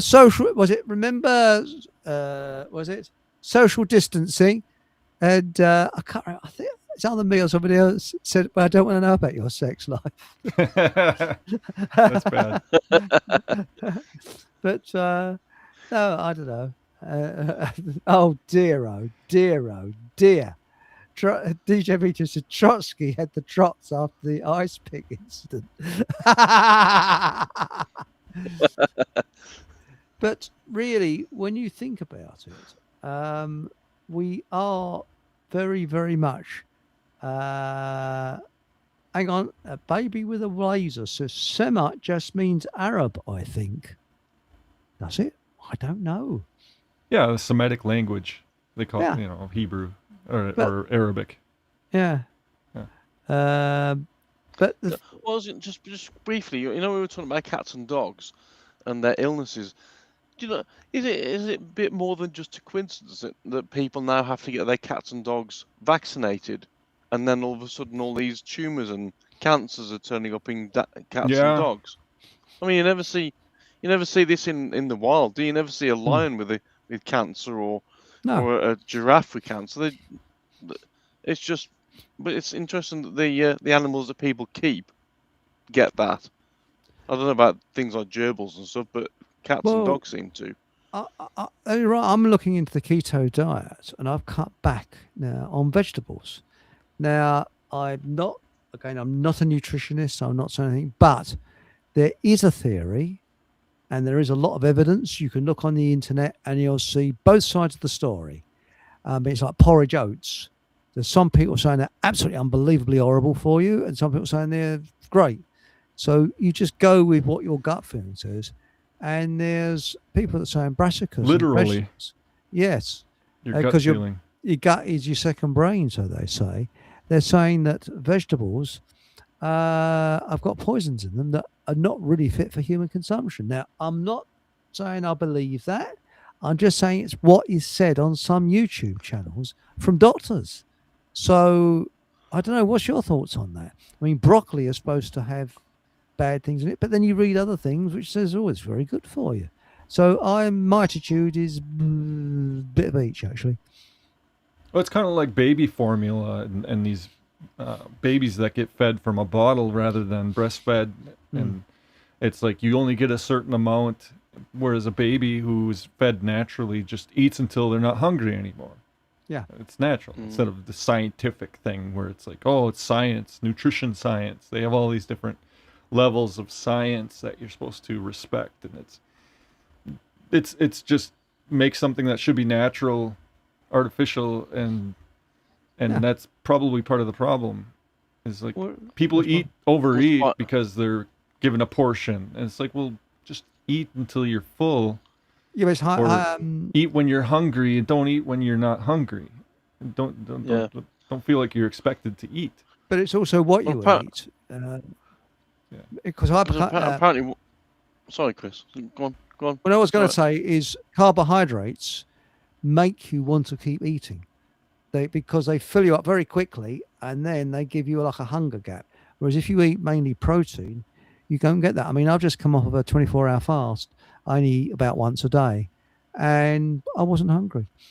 When I did my meal today, I could take it or leave it. But then once you eat, then you become hungry again.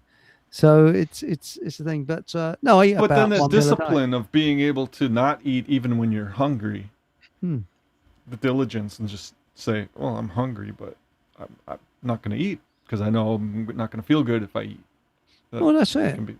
But carbohydrates, this is why they're having supermarkets are full of snacks and things like that. It's full of carbs.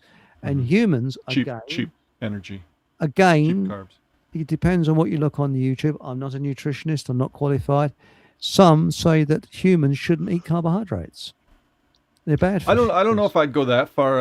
I'd say that bread is something that's a staple in people's diet from ancient times. And but the way it's been messed around with, that's the trouble. Right. Well, if you're making it yourself and you know what's in it, and it's wheat from the field that's you harvested yourself, planted yourself, or whatever it might be, that in everything in moderation too. But at the same time, you look at a snack in a box, a Twinkie or whatever it is, and it's got 20, 30 different ingredients that you can't pronounce. It's like, what are you eating?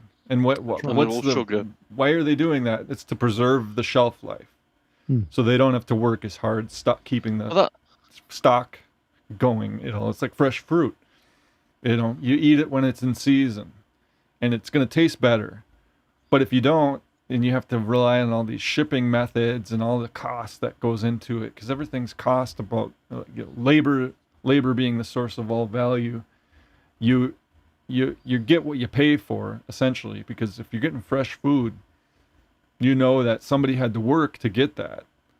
Whereas the stuff where they just put it on the shelf and it's got an infinite shelf life, like you were talking about McDonald's earlier, it's like stuff, it's disgusting. It's not meant to be eaten, really, because it's meant to be preserved, and it's there for the whole money. It's all about money at a certain level, where you're only trying to make money and profit, and you're always profit seeking. Yeah, that leads to bad health, essentially, because if you're given good nutrition, you take care of yourself, you plant what you eat and you preserve it, and there are other ways to preserve it. Like, people used to do a lot more of that, and people do in other countries where they don't have the conveniences that we do of shipping. That's right. And that's part of the problem, is getting over that and being like, well, I'm going to pay a little bit more, but I know the food I'm getting is good. Or I'll even pay less to do it at home, because it's like you don't have to go out to fancy restaurants all the time and spend overpriced. Yeah, but it's microwave muck most of the time. And even at the restaurants, and they're all shipped from the same company and some conglomerate that ships to all the restaurants. It's like it's not good food. Well, I suspect when you look at the people who who produce the food for the supermarkets, they'll be the same people who own Big Pharma. And so big they banks. ultimately, what they're ultimately doing is getting themselves a customer for life, which is why, like we were doing, Chris, with the keto diet, it's important that to try and avoid. And I know I can't say I'm just going to eat crap at times. I suppose we all do, but the importance of looking after ourselves and going down the natural route, like I've said many times, like with nettle tea, and I've been giving this to people at work, and they're on. A lot of people are now getting on board with that now and understanding that you don't need to. If you got hay fever, you don't need to go and get an antihistamine from Boots. All you need to do is get yourself some nettle tea and drink it in the morning, and it clears it all day. And the amount of people I've spoken to now who I've given nettle tea to and said, try that. And they've said it's worked, and it's worked straight away. That's very good. And that's ultimately what it boils down to. And supermarkets are owned by the same people who make the food, like McDonald's and the big pharmaceutical companies. They're all owned by the same people, so they're making themselves customers basically because they want us ill, but not dead or not healthy. They want us in the middle, so they got a customer for 80 odd years until we pop off, I suppose. Well, the good thing about the high protein diet, which I'm on, is it goes into muscle. And I noticed a difference. For example, I used to have to drop down a lot of gears when I was going up a hill on my way home on my Bosch bike. And I'd be when I got back. I went out on my racer the other day. What was it? Yesterday, I went out on my racer. And when I come up the hill, I came up in top gear and standing up, of course. And I was sort of a bit when I got back, but top gear, I was really quite surprised with myself because something had gone wrong with the bleeding gears and I couldn't drop a gear. So I had to come up in top gear. But the thing is, whenever I say anything about dogs, people don't see that I'm being humorous. I love all animals and I love dogs, even Yorkshire especially Terriers. on Christmas. Yes, I couldn't eat a whole one. And that joke that I made about, I've never forgotten it, about, remember the old Chinese saying, a dog isn't just for Christmas. With care, some can be left over for sandwiches in the new year. Someone took that seriously. In fact, a couple of people took that seriously and said, how dare you say that? I've got a lovely dog. He said, well, yes, it's called bleak humor. It's a joke. Remember, it's bad taste. The joke is. I had that issue a few years ago when I was cooking. I had some friends around for dinner, and I said, I've put ginger in the curry. apparently they absolutely love that cat. Well, Aunt Sally says, and Aunt Sally's got a good sense of humour, so she knows, because let's have a good thumbs up for Aunt Sally because she takes in blind dogs, and that's kind. That's fantastic. When you acquire a puppy now, it comes already vaccinated and chipped, even rescue ones. That's sad. And Pink Planet says... They get money to do it. The dog... ASPCA or whatever you've got there. We've got the RSPCA. RSPCA. But I don't vaccinate mine, plus worming flea tablets kill everything. What are you talking about your neighbour? I only use natural on our dogs. Yes, good for you. I mean, Pink Planet, do you feed your dog sort of natural raw meat and that type of things? And she says, if I don't have fruit and veg, I'll get very irritable. I'm irritable I'm a miserable sod most of the time, as you can see. Now, what we got here? This is good stuff, Eric. On about Stephen Hawking earlier, and now we're on about vegetables. Yes, well, we do. We're on the same subject. Yes, we are. Yeah, yes, right. Exactly. What is it? There's a lot I mean, cabbages are good for you. Yes. What's this? I hear Elton John likes Twinkies. Does he really? I thought we had a bad case of Twinkies. Wasn't he careless with his whisper? Well, no, that was George Michael. That's right. Pink Planet says grated carrots and then lavender, eucalyptus, citronella, citronella for fleas. Well, I must remember that next time I get fleas. I wonder if that's I've never swapped carrots for fleas. I must be honest. I wonder if that's why I can't get a girlfriend. You got grated carrots under your arms. Like Matt, it's just carrots for worms. Is it really? What they're good for worms, are they? I wouldn't say it's a fair trade, to be honest. Now, was it? Also, even vets now say, do a worm count on your dogs. Ugh. And horses, even sheep don't. So don't overworm. I don't even want to think about that, counting worms. So you count worms and what, you're eating your lunch at the same time with the other hand. And then when you get somebody round for dinner you don't particularly like, you say, would you like some spaghetti? Oh, go on, yes, please. Fido. What about that woman? This is true. That divorced her husband, and he actually went off with his secretary or something, and she was so angry that she decided to be nice to him and put dog poo in his curry. Seriously. She said, yeah, it's perfectly all right. Yeah. But, you didn't say this tastes like shit then. But was it when I was a child in the 60s, most dogs and cats were getting into their late teens, early 20s. Not anymore, and it's not talked about. I agree with you. Dogs used to live for a ripe old age.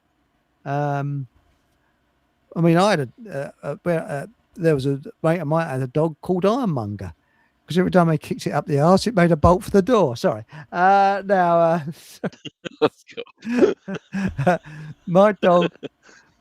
Pink Planet says, my dogs and sheep live to be 17.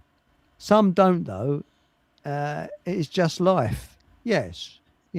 And what's on your table on Sunday? Sorry, I shouldn't say that. With the sheep. And was it Mike Man? It's just chicken vindapoo, yes. But another thing our subject was going to go on to, and we might be touching this tomorrow night, is these wildfires in Canada and the heat waves. Now, we're going. In Wisconsin. I mean, we had fire here. Well, we might be getting it here as well because the heat wave. This is very similar to I remember the 76 one, but it's very similar to the 76 heat wave. How many of them are on purpose and started on purpose? That's the question. How many are natural and how many are intentional burns? When did they start?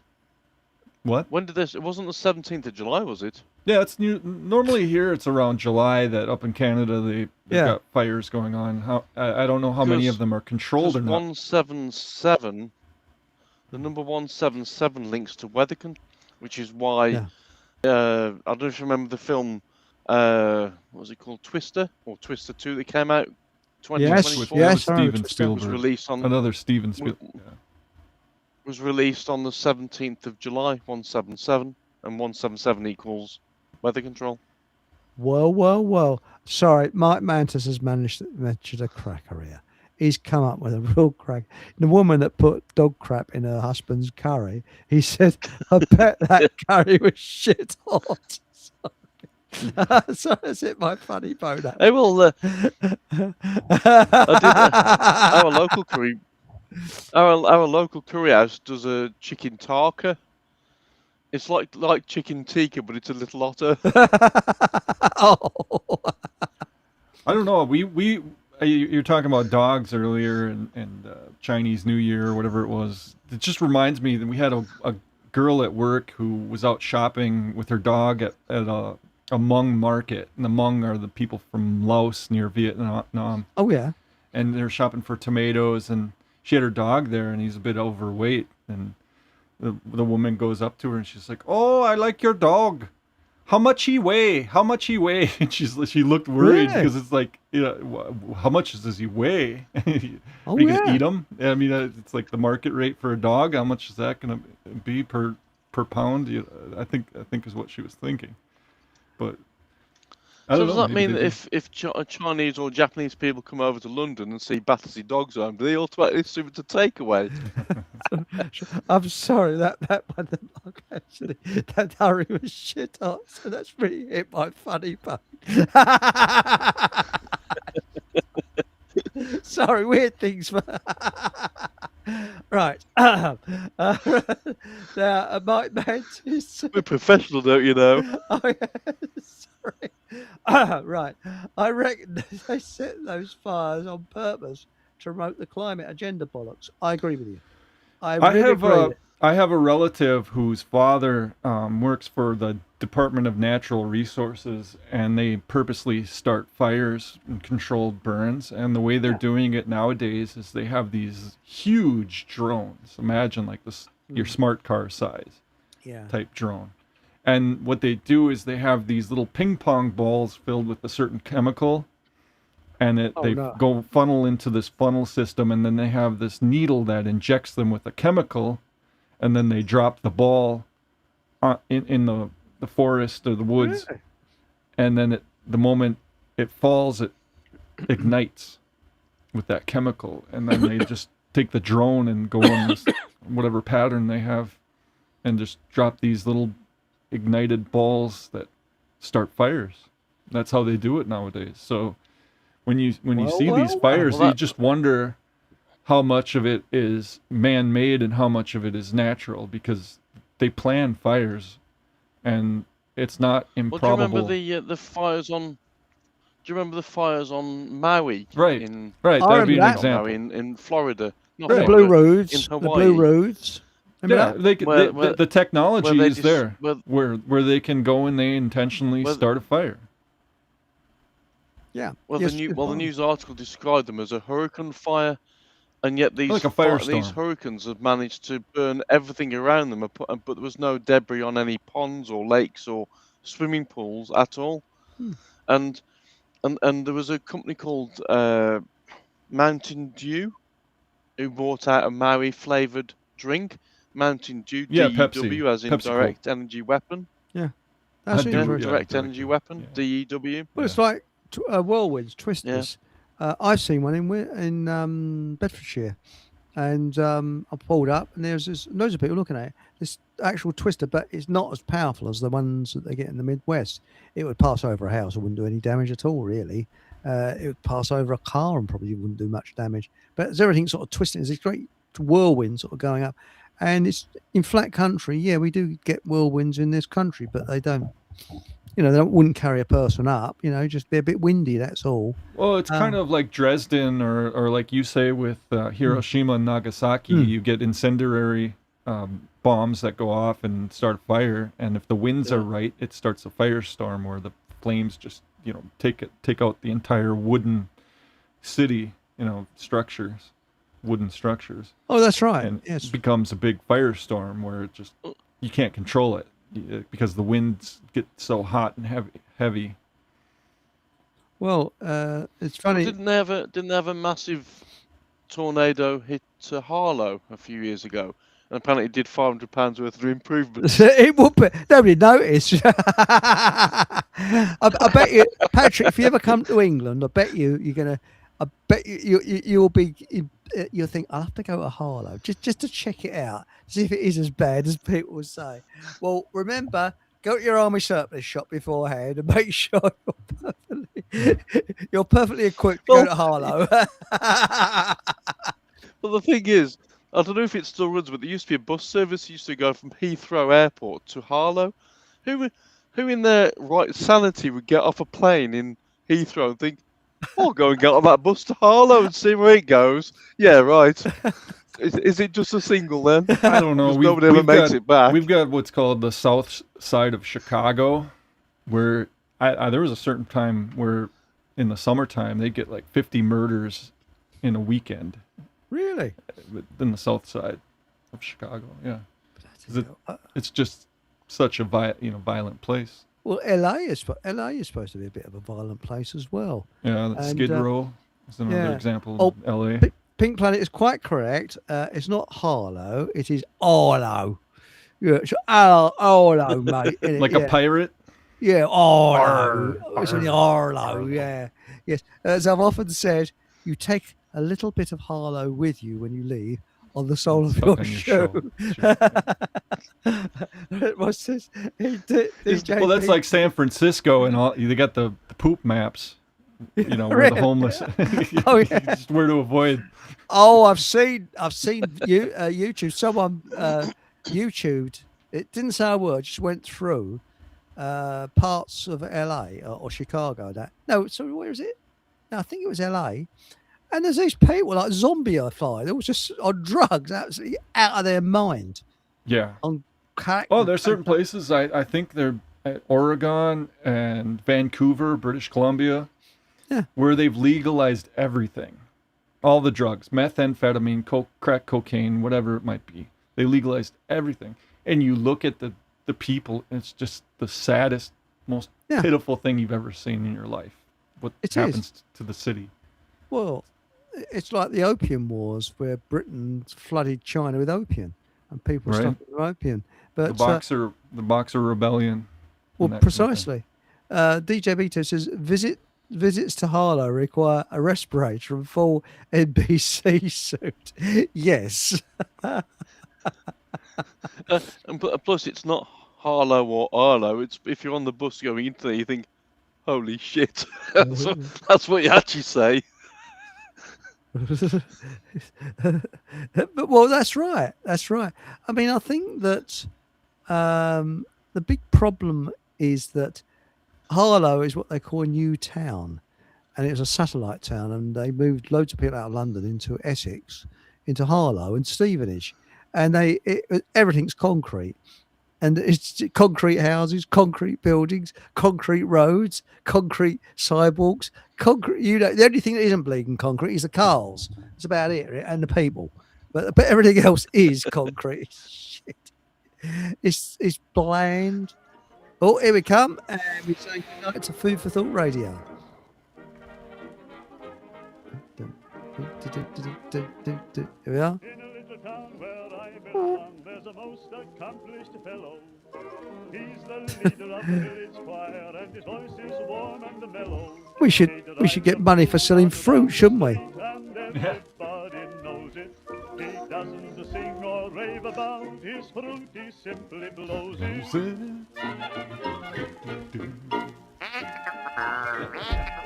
He's doing it all day long. It's better than any song. Though it isn't very pretty, you've got to admit it's cute. So all together let it go. Eat more fruit.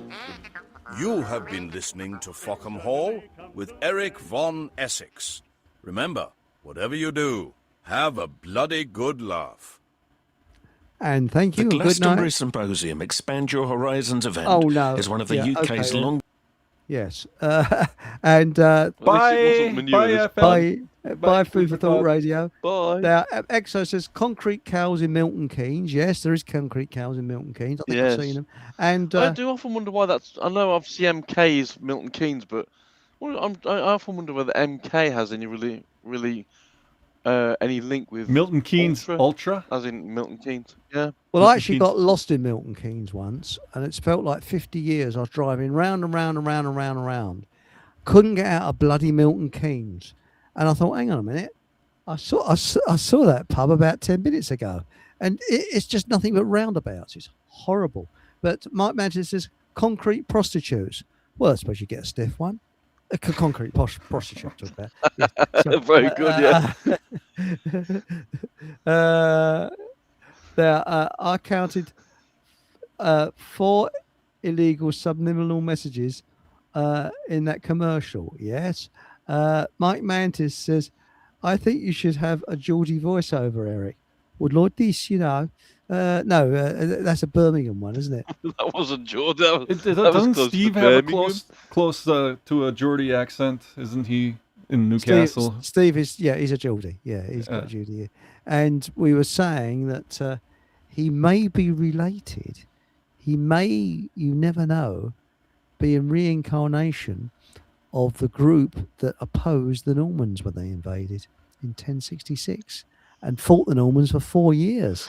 Underground group. So he may be related. He ticks all the boxes. And apparently he found there was somebody with a name similar to his. So, there we go. Now, Mike Mantis says Milton Keynes is all islands. Yes, and they've got the magic roundabouts there. Have you ever heard of the magic roundabout, Patrick? I do quite. I like. Yeah, isn't that the one that's like 40 lanes in one? You don't know when to get off. No, it's the one. It's just a monstrosity-looking thing. Yeah, no, it's got roundabouts. About 7 or 8 roundabouts. I'm exaggerating. Yeah. When I encountered it, I just followed the bloke in front. That's Hemel Hempstead. Sorry, yeah, Hemel Hempstead. Hemel Hempstead, yeah, the magic roundabout. Yeah. There's a similar one in I followed the bloke in front because I couldn't understand a bleeding. I just thought, well, he's going in the direction I want to go. I just follow him. Yeah. It's even scary on a bus, and I've been out of Hemel a few times on the bus going up to St Albans and places like that. And that magic roundabout, yeah, it's even scary on the back of a bus. It sounds like a children's program on television. The Magic Roundabout. It was. Yeah. It was a children's program. Was it? Seriously. Oh, yeah. Oh, no. It was a French one, and it came over, and they had Zebedee, and it was. Well, that's probably where the name came from then. Was it pre? No, it's a slang term. The Magic Roundabout. People called it the Magic Roundabout. It's a bit like in World War II, the life jackets they called them Mae Wests. And the reason why they called them Mae Wests is Mae West had a very large bust. And when you put a life jacket on, it made it look as if you had a large bust. So that was a military name. They actually called them Mae Wests. She spoke German too. So Did she? And I think so. Mike Mantis says Swindon has a magic roundabout as well. Yeah. But if you look up YouTube, you'll see the magic roundabout. It was an intellectual challenge for many in Harlow. It was, yes, it was rather interesting. Yeah, they never really appeared here until maybe like 20 years ago. They weren't very common to have. Roundabouts was a British thing. You'd see it in movies. You never saw them in real life here. But then now they're all over. So in America, it's your traffic lights, aren't you? Rather than roundabouts. Now we have roundabouts with traffic lights. Really? Well, yeah. Oh, we have that. God. Got to help you with those because they are bloody dangerous. They are. Because roundabouts on their own work, traffic lights on their own work. But when you combine the two, it's a recipe for disaster. Plus, if it's anything like roundabouts in this country where they put the traffic lights on and then somebody crashes into one of the traffic lights and takes it out, so they switch them all off. People then don't know how to use the roundabout because the traffic lights are still there even though they're off. They seem to forget how to use them. Well, we were talking about social engineering, and there's no better idea of social engineering that you can really relate to people than the roads and traffic. Like when a new road is built, they'll do it through the middle of a neighborhood just to break up the neighborhood. And they do because it's like the railroads too were this way, and that's the lead up to the Civil War in this country coincided with the railroads being built, where you suddenly get a big, because it's like airplanes and migration that's going on right now. It used to be you had to rely on boats. So in order to go back and forth, it's a big deal. But then when suddenly you get this new transport line coming through a place, you get all sorts of people coming in that otherwise wouldn't. And then the labor, you're able to export or import things a lot easier. Whereas if you're isolated, in little groups, in ethnic groups, typically bunched together, at least in America, and then suddenly you run an interstate through, then all of a sudden you get people populating it that had no prior connection to the land, and so traffic and all of these things are involved in social engineering plots to break up neighborhoods. Spot on. Right on. Because one one thing I've never understood with America, where with the railways in particular, is that in the UK, if you've got we've got three major freight companies. So we've got Freightliner, we've got DB Schenker, and we've got GB Rail Freight, and they all use the same tracks to haul their freight. But in America, if you've got CSX, Union Pacific, I don't know, Norfolk Southern, and they all want to go through a particular town or the same town, they all have to have their own railways. They won't share the track. Lines. The track. They have to. They tend to build their own specific one, which is a bit weird. I don't know. I've never understood that. Amtrak, why they don't just isn't say, it? "Well, hang on a second, we've got." Well, that's the passenger one. We've got a track. When you say, like Union Pacific might say, "Well, we've got this track, but we'll share it with you," but they don't. I've seen video footage where you've literally got a town. There'll be a bungalow or a house sat in between two sets of tracks, and one is Norfolk Southern, and one is CSX, but they won't share the track. It's weird. It's very. I don't know why. Up in Canada, surely they're presumably ultimately owned by the same companies. Well, a lot of these are, and they're big trust companies, and one of the bigger ones is owned actually by Bill and Melinda Gates Foundation and these type of people. Bloody hell. So they're all of these conglomerate type groups, and I don't know why they do what they do, but it's stupid. And why we don't have public transportation, and we have to rely instead on buying our own vehicles and going places. Maybe that's one of the reasons we don't have MOT, is because it just doesn't work here, because people would protest too much because there's no alternative to having vehicles. Because if you live out in where I'm at, for instance, they took out all of the rails. So now we've just got a rail trail that's all bikes in the summertime, and then it's snowmobiles and skiing in the wintertime. Similar here with beaching. He cut the railways and they tore up the tracks. And there's a place in Hertfordshire where there's signal blocks in the middle of nowhere. It's a path. You think, what's this? All overgrown and that. Yeah, and it's all owned by the same people. Like Bill and Melinda Gates is an example. Yeah. They own the rail trail, but there's no rail on it anymore, and it's all bike path. And also, our roads are clogged up with bloody great big lorries that went through villages where they went past houses that have been there hundreds of years and were shaking the foundations to Kingdom Come. Yeah, they do that too here. And they've got big old fuel trucks and logging trucks that go in and out. I mean, we were talking about this the other week, and I know you were saying, well, we can call you Paul now because we used to freight used to be unloaded from ships onto trains, and the trains would go to depots outside towns and places like that, and then little vehicles would transport the goods to all where they had to go, and it worked very efficiently until Beeching came along, who was American, and sorry, I'm not against Americans, and completely tore up most of the track. And apparently, my dad said that it was some union, some big voice that was paying government ministers because they wanted to put. It had been very profitable for them to have freight put on lorries, and they won through. But so our roads are clogged up with lorries when our roads wouldn't need so much maintenance, and there wouldn't be so many traffic jams. I mean, we had these. The goods that you buy would also be a lot cheaper because you'd only be paying one driver of one train rather than 30 lorry drivers for 30 containers. So like I've said before, so we get container trains that run through, I don't know, from all the shipping ports to various locations across the UK, and each one of those trains contains 30 containers, something to that effect. But if they put that onto roads, that's 30 lorries which need to be taxed, fueled, and all that. And so the government make a fortune out of that, and it's wrong.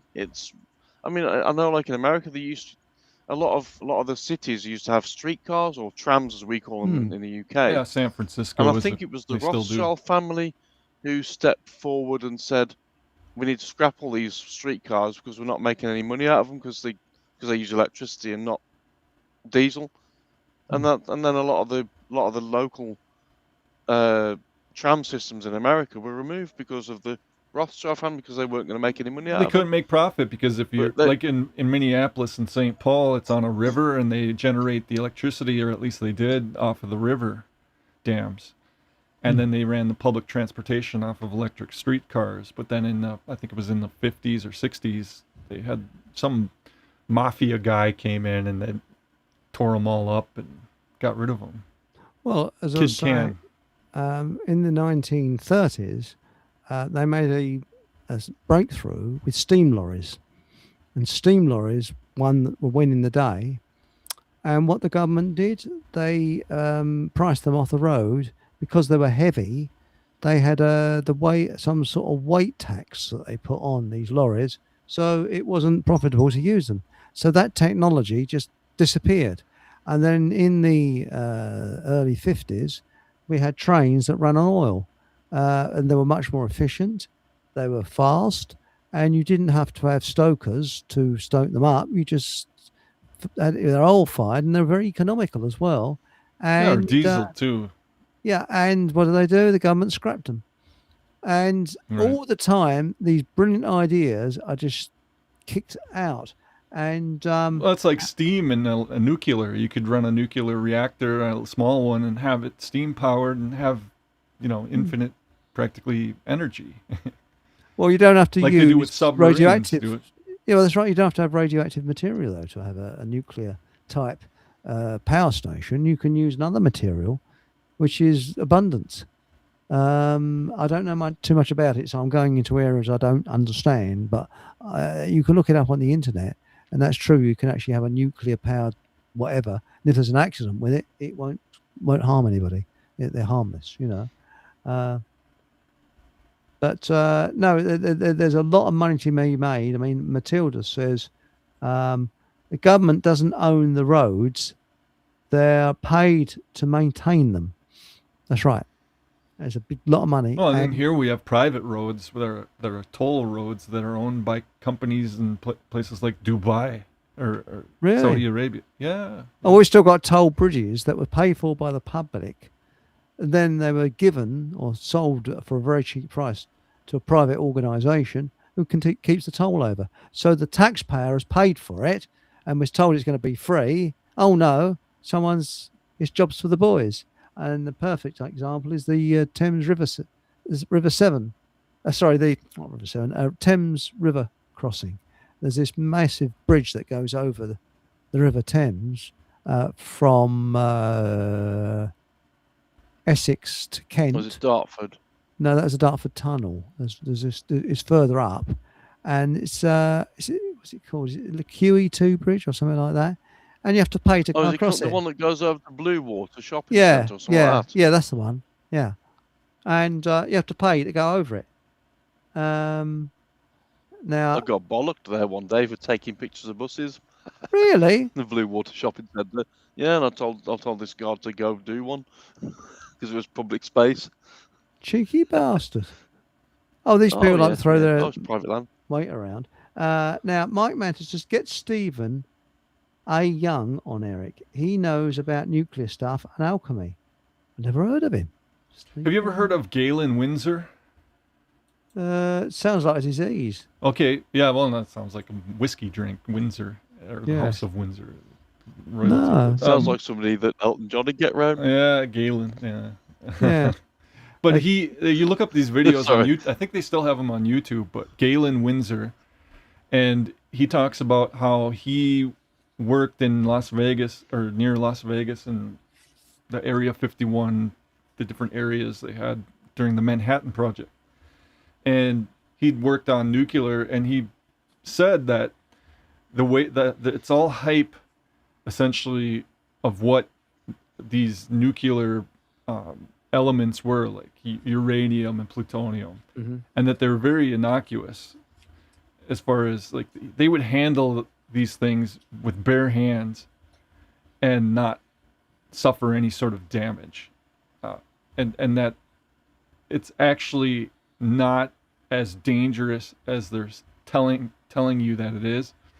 And it's only later that they started having these rules for handling it, because he was the type of person, he actually designed, I think in Illinois, a nuclear reactor that they use for power generation because of his expertise. And he said these insurance companies came in and made them follow all of these different exposure rules. And he's like, these are bullshit. What are we doing this for? And it's to keep people from having access to that technology, essentially, is what he reckons it is. Because if you can have cheap access to cheap energy like that, you can't get taxed, you can't get, there's the whole profit motive. It's like usury on banking and mortgages. So that's look interesting. up Galen, I think it's spelled, Galen, Gaylon. Yeah. So Windsor, just like it sounds. I think it's either win without a D or with the D. But you look it up and you look up Galen Windsor nuclear, and just look that up. Well, they were saying, and you'll find these videos about the word nuclear is new, clear, that it's not actually anything to worry about. And I mean, we used to have nuclear fast trains, which apparently were there to dispose of the nuclear waste. They don't run anymore. Right. The nuclear place at Sellafield's still open, and I always found it interesting that where the place at Sellafield is, the line that was sat on was between Carlisle and Lancaster, and that still had the old style semaphore signals and signalling that basically can't be hacked into, which I thought was quite interesting. That most of the rest of the railway system's got modern signalling that can and does fail all the time, but not the line through there. Well, you're right. Now, there's lots of people sending in information. Thank you, everybody, about the QE. It's called Asperger's as Fudge has come right. Correct. It's the QE2 bridge. That's correct. Thank you. And Pink Planet said Dartford crossings, such a rip-off, but we should not be paying for it. It is Dartford, Chris. Yes, that's right. It's in Dartford. And Mark Mantis 41 said Stephen A. Young is a former nuclear physicist. Eric, he's great. I've written it down. I've written it in my. This is what you call a working diary. Just look at it. Look, it's full of bloody papers hanging out of it. But that's where I keep all my notes. Now, thank you for the suggestion. I'm always open to suggestions. Thank you.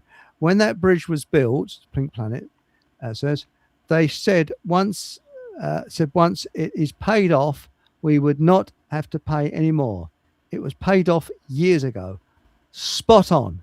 And Mark Anthony says, it's the Queen Elizabeth II bridge that goes over the Thames, Eric. That's right, mate. And it's the biggest bloody rip-off of money ever. It really is. You go around... And does it have to be closed every time there's a breeze? Because that's what they do with the Severn Crossing. And the fourth road bridge. That every time there's a breeze, we can't let lorries go across there. But trains don't have any problem going across the fourth rail bridge, and they're high-sided as well. Yeah, it's a load of bullshit. And it says, what's happening to Nathan Lucius? This is Asperger's as Fudge. Be good to hear him back on the show. Hope he's okay. I think he's busy writing at the moment. I don't know more than that. But I'm in touch with him. Don't worry. We're still good mates, and I don't know. And Mark Mantis says, here he has written it down. Galen Windsor. Yeah, Galen. And then it's Windsor is Winsor. And look up Talks About the Nuclear Scare Scam. And the other one is Barry Trower. I want to get on as well, because he talks about 5G radiation and things like that. He used to work in it. And with nuclear, now in my ignorance, I could be wrong, I do not believe that nuclear bombs exist. I think it's a load of bullshit. And the reason why I think it's a load of bullshit, it's been proven that no nuclear bombs were dropped on Hiroshima or Nagasaki. And also there was an elderly lady that lived at, where was that nuclear power station? Fukushima. No, the one in Russia. Chernobyl. Oh, Chernobyl. Thank you very much. That's Chernobyl. And she's just reached 100. So, and there's all the radiation there. Mm-hmm. And she ignored the authorities. Glowing life then. Oh yes, you like the Ready Brack advert. Yeah. You don't get Ready Brack in the States, do you? It's like anemic porridge. It's the only way I could describe it. And they used to give it to kids, thinking it was doing them good, but well, it's like mice cereals. They don't really do you that much good, And apparently, I think it's the river crossing, Thames River crossing, is owned by the French. Okay. Now, Pink Planet says it is a lovely bridge. You have to have an account up to £10 a time. Yeah, that's right. You have to pay 10. That's about what, $15 to get over there. Which rip off. It's kind of like New York City. In order to get into Manhattan, you go in and out of tunnels or over the bridge, and you have to pay toll. And I believe you're getting, they call them flock cameras. Are you getting speed cameras in America? Or in flock cameras, yeah. There's a site, I think it's called dflock.org, if I'm not mistaken. And you can look up on a map where the flock cameras are in America. Yeah, that's what it is. It's called dflock, DEFLOCK.org. And what do they do, these cameras? What are they there for? They're license plate readers, but they're also spy devices because you see who's in the vehicle and who isn't. They take a picture of the entire vehicle. Now, and who has access to it? That's the next question. Is like who's sitting there on a computer? Yeah. Using it for devious purposes, because it can be used for devious purposes, and they found people do use them for that. Even the police will go after an ex-girlfriend or wife or whatever it is, and spy on them. And whoa! It's like, yeah. I've looked it up here. We don't have one in our town yet, but we have them in neighboring towns and different places that are just like. Can you get fined? Can you have a bit fine for them or anything like that? I have no idea. It's so new. Well, we don't have that kind of thing. I mean, we've had it for years in this country. Yeah, I know you've had it for years. I was in Russia, and I remember there were cameras that would give you mail you a ticket. You go to Switzerland, you go speed and get a ticket. But we don't have that kind of thing here. Maybe they do in certain states, but we don't have that here. So I don't know. I don't know what they plan to do, but we don't have it. It's getting so, they're trying to make, I mean, I love driving, but they're making it so tedious. And in Germany, people are getting so peed off with it, they're making bicycle campers where you can stop anywhere with those, because with a bicycle, you haven't got a license plate. So they're so with electric bicycles. Yet. And those bastards, they'll make it, it'll come along. And also, as I've said before, people are moving away from smartphones. The Nokia 105 is something like hotcakes, and that's just a basic dumb phone. And I'm getting a bit fed up with it, because everything's app now. You have to download bloody stupid apps. I guess you're getting that as well, aren't you? Where I don't know. I don't pay attention. And you said about insurance companies. I don't particularly deal with insurance companies. I don't believe in it, for one. It's another form of usury. Nor do I, but it's illegal. It's mandatory. Yeah, I know. It's mandatory. Is it mandatory where you are in the States? Yeah, for cars. Yeah. And in New Zealand, it isn't. It's covered by the government. So it shouldn't be. It shouldn't be. I agree with you. It's just like health insurance. You shouldn't have to have that. No, you're right. I think that anything that's run by the government is crap, and it always will be, always has been, and always will be. And that's the problem. And now DJ B2 says a B&Q angle grinder is a solution to all these surveillance cameras. But we don't condone it. It's such a terrible thing to do, isn't it? So you know, it wouldn't be such a problem, these insurance deals, if it were like a pension where you're going to get a return on it.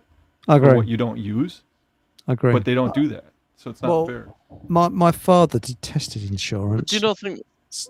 No, it's very quickly. I was going to say his parents had a shop, and he used to hear the people coming into the shop talking about how they've been ripped off by insurance companies. But sorry, carry on, mate. I'm sorry I did about that. No, I was going to say that I just think I think insurance should be removed altogether and the onus put back on the driver. And I know I've said it a lot of times, but I think if that was changed, the driving standards would vastly improve straight away. Because if you knew that if you run into someone, you're gonna get basically the bill for their car to be replaced or whatever, you'd think or medical bills. I better not drive like a dickhead today, and be more respectful of other people around. Yeah, this is what Steve's on about. It's responsibility for the self. Yeah. People see insurance, and prices would go down too. Prices would have to go down, and for medical, they would have to go down because that's what drives up the cost of everything is the insurance, and the claims and all of that go with it, and the drugs, whatever else, are part of that whole system. Well, I suppose you're right. Damage. I suppose the one flip side on that would be if people then try and deliberately get their cars damaged by other people so they can claim it and say, well, okay, well, you owe me a new car. So I suppose there is a flip side on that. But I'm sure these days it can be proven who's at fault anyway. Right. Well, Mike Antonius asked me a question. He said, Eric, I've heard you mention this app a few times. Why don't you get rid of the app? Yes, I intend to. It's from confused.com, who are a website where they find the cheapest insurance for you. And you used to be able to download, you get £20 gift tokens for using their site, which is pretty good. And I used to be able to download the gift token on your computer, and hey presto, it worked well until I renewed my insurance, and then I wasn't aware of this, and you had to download this bloody stupid app onto your smartphone to get your £20 gift token. So as soon as I cash that gift token, that'll be off my phone.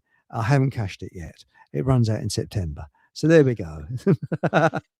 Also, I was thinking about there with regards to the insurance and stuff, that when new cars are delivered to garages to sell them, they arrive without any registration plates on them.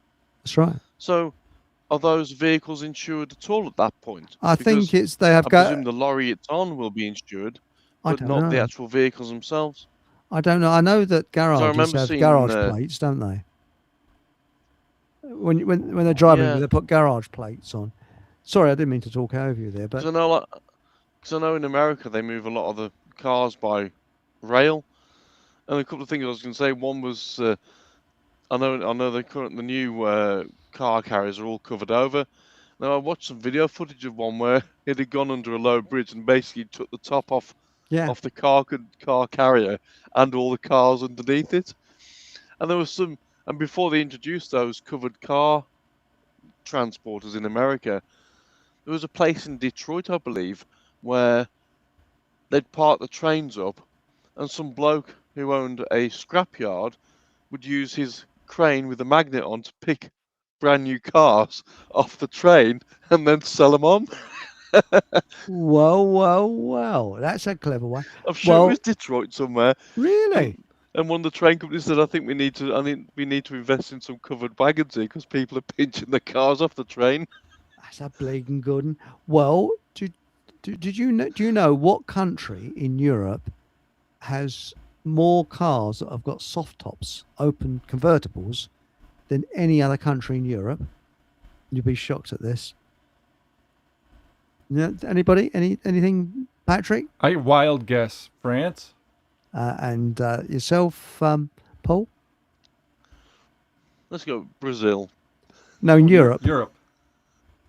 Oh, Europe. Sorry, I missed that bit. Yeah. Sorry, I do apologise. Switzerland. No, it's Britain. Seriously. But more soft tops and convertibles are sold in this country. And remember how it normally pisses down and rain a lot than any other country in Europe. Seriously, yeah. It's quite amazing. But what's annoyed me is China have brought out a vehicle for $1,000. $1,000 US, okay? And Honda have brought a vehicle out, which is a conventional petrol engine for $1,000, and they're going to sell it in America. Do you know how much that $1,000 vehicle is on both of them are in Great Britain to buy? £18,000. Now, so the more than double from one, so 18 times more. 18 times more the cost. Customs and duties, probably. Yeah, with customs and duties. The bastards. Now, what's happened? It's ridiculous. I know. I tried to send you those earbud things. It's very kind of you. Thank you. No, I know that, but I'm just saying that I remember going to find the parcel, to send it through the post, and it's like if I had to take and vacuum seal it so it fit together, because if it was too big, it was like $40 more for sending that. It's just ridiculous, the postage for sending things. Same with books. You try to send a book to you or from there, it's way too much for what it should be. Well, that's right. What annoys me is that postage used to be cheap. Used to be really super cheap. It's just gone through the roof now because they've been cutting back with mail, because people don't really send letters anymore because it's all email now. Yeah, but it's all really? Amazon now, so it's even bigger items get through. So why is that? You'd think it'd be cheaper with the amount going through. And the thing with that is, if you use Amazon, sometimes the item you purchase, I may purchase, I don't know, a camcorder tape, for example, and it might be coming from America, and that'll still be a couple of quid postage. Yeah, that's what doesn't make any sense. Why do they get the break? There. Yeah. Yeah, but when you look at, I was talking to Donald before Patrick and yourself came on, and again, we're the same age, and we were saying we grew up in a time when American cars were fantastic. They were pumping them out of Detroit, and they were really bloody nice cars. And when we were very young, they had these beautiful, huge, bleeding monsters, gas guzzlers driving around, Corvairs and Corvettes and things like 57 Chevys and that kind of Chevys, thing. yeah. But and we had lots and lots of Chevys and beautiful cars driving around this country, left-hand drive, that were left here by the American Air Force, and people are buying them up cheap because the American Air Force used to import them over, and it's too much hassle to send them back. So the American service people used to sell them off cheap to us Brits, but the blinking gas guzzlers are driving around our lanes. And I worked with a bloke who had one, and this thing, you could always hear the petrol being sucked up in it. It's something like 18 miles to the gallon. And you get... that's good gas mileage for some of them. Yeah. But then you look at some of the vehicles we had in the 80s, and I think it's only since sort of the 2000s or perhaps 2010s and beyond where we've had where every car looks the same. Oh yeah. But years ago, I've got a picture somewhere of a train at Didcot, and there's a car park in the background of the train. And this was from like 1997, and I reckon I could name every car in that car park. If I took that shot now, I wouldn't have a clue what any of them are, because they all look the same. Other than the badge on either end of it, they all pretty much look identical. And like with what you used to have in America as well, the American cars, the classic American cars, had such a character about them, and the silver trinkets and the detailing and stuff like that, and that used to go into the design of the vehicle and the trains over there. The old Streamliner diesel locos used to have. They were beautiful looking locomotives, but everything seems to have lost its. Well, we're back to usury. That's what it ends up being, because all that extra surplus value goes into paying off interest on loans, and then you find out that these good-paying jobs vanish because it all gets sucked up into the system. Well, what gets me is, all right, it was fantasy, but you look at these old Cary Grant films, North by Northwest and things like that. He was always immaculately dressed, and he said he dresses smart because other people have to look at you, which is quite an interesting thing. But when you look, they got boarded a train. It was luxurious. It was a beautiful train. It was a fantastic train. And they would be in somewhere like New York. They had a taxi. The cars were solid, comfortable, leather seats, really luxurious. If you went by aeroplane in those days, you got a chef come out with a bleeding great gourmet lunch you had, not aeroplane packaged shit that you're given today. Oh, some of them had piano lounges on them. Really? You see some of that stuff. Yeah, it's crazy. I mean, when you look at things like the Graf Zeppelin, that was luxurious, fantastic. What's happened? Everything again. It's usually all the time. Yeah. I've heard like the Queen Mary 2 is the last ocean liner that you can go on, and it's fairly reasonable. Yeah, I'd like to try that someday. It goes from New York to, what is it, Southampton or where Northampton? What do you call that place? Southampton. Southampton. Yeah. Southampton. That's interesting. To Manhattan. Oh, it takes, what is it, about a week or so? Couple of weeks. Now, Palo 2 says you don't own anything. Your name does, and that's just not yours. You're Americans. We got rid of that. The inheritance ended up being broken up so that it all goes to everybody equally. We're democracy. Yeah. You know? It was rather than the way it used to be, where it stayed in the family. The eldest son received the property, the inheritance, and he looked after everybody, the mother, the unmarried daughters, and everyone else got a division of the inheritance. But that was broken up, and now we have divided families, and the property gets eaten up by mortgages. And we're back to the same system where, the usury. You got to cut out the usury. Usury is... And corporations replace families. It's the hidden slavery, really. Yeah, exactly. Well, and then slavery isn't so bad when it's fair. But if you've got slavery... And these are all just semantic word games that we play with. Oh, you're right. Slavery. Now, Aunt Sally has said, my friend used to import furniture from India in the 1990s. The containers and transport that brought them over were free. Really? I didn't know where the money that paid for them came from. Now, that's interesting. Now I've got something to say about copper. Going completely off thread. I bought some well-made copper containers, like flasks, from India. It actually came from India by eBay, and I have to admit they are beautifully made and very cheap because I had this idea that drinking out of copper was antibacterial. Okay, and she's good quality copper as well. So I've got one of these water testers. And I've got a zero water filter. So I changed the filters the other day. So I tested the zero water filter, it's zero, which it should be.